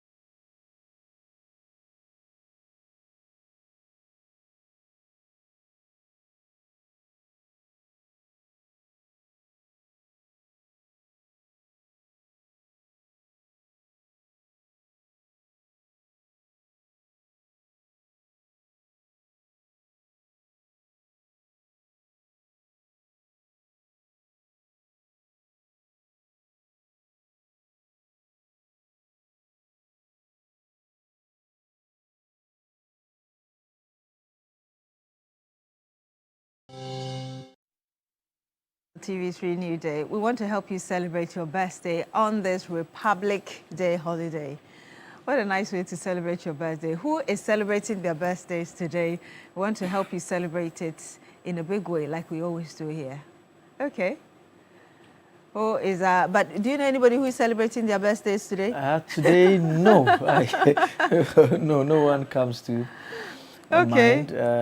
But I think we'll put out a lot of the designs and that we've done for you. Yes, but before that, attention all parents of first-year SHS boarding student. EduPark, the Ghana Education Service approved and supported national SHS initiative implemented by Prospectus Ghana, is now in progress across Ghana. Parents across the country are already registering so that their children's trunk, machintos, mattress, pillow and plastic chop box will be ready and waiting at their school before reporting day. Do not delay and be caught in the usual last-minute market rush, carrying heavy items under pressure. With EduPark, your child does not need to travel to school with these 4 essential items. To register, simply dial *713*281#. Visit any ADB branch or go to www.eduparkgh.com. Make payment, keep your receipt and present it on opening day to collect all your child's EduPark items. Your EduPark registration follows you to any SHS you are placed in. Avoid the stress, avoid the rush. Just prepare with confidence, all at a very affordable price. EduPark, approved and supported by GES. For more information, you can always call 050-0600-607 or 0302-955-050. EduPark, no stress, no wahala. And let's see whether the birthdays are ready for us to help you celebrate your day in a big way. All right, Kezia, we love you. Kezia, we love you. And Ni Ai, happy birthday. You're a GMB 2018, happy birthday. Queen Sarah Na Adole, GMB 2008, happy birthday, Queen. Mr. Kwame Chebafo, happy birthday, sir. Harrison Senyoja from Ho, happy birthday. Auntie Pat, happy birthday. Mrs. Deborah Addy, happy birthday. Alvin Nana Jr., happy birthday. Godrika Addy, young lady, happy birthday. DC01 Theophilus Nilaye, happy birthday. Ezekiel Success Duno from your mom, happy birthday to you. Madame Maunyo, happy birthday. Richard Dadzi, happy birthday to you as well. Felix Issel, CEO of Pan and Tilt, happy birthday to you. Mr. George Ofwe Bado, happy birthday. Sikapa Oyiman Amponsa Dechi, Sikapa Oyiman Amponsa Dechi. Osei Wayne, happy birthday to you as well. Happy birthday to Martin Nupese. Hager Ayesu, happy birthday. Gia Alexa Hammond, happy birthday to you. Ruby Marty, happy birthday as well. Josephine Samba, happy birthday to you. Okay, from your brother Mark Benz, your name is not attached. Frederick Moffat, happy birthday as well. Okay. I guess that's where we draw the curtain. How would you say your holiday has been? It's early days yet. So it's been good. I mean, I would have wished to be tossing in your bed. Yeah, but Charlie, when I was coming, the roads were empty. People were not around. Yeah. Anyway, my name is Beatrice Edu. Thank you so much for joining us. And yours? I'm Joseph Akable. Do enjoy the holiday. Enjoy the rest of the weekend. We are back on Monday with another edition of Newday. Stay tuned in. Yeah.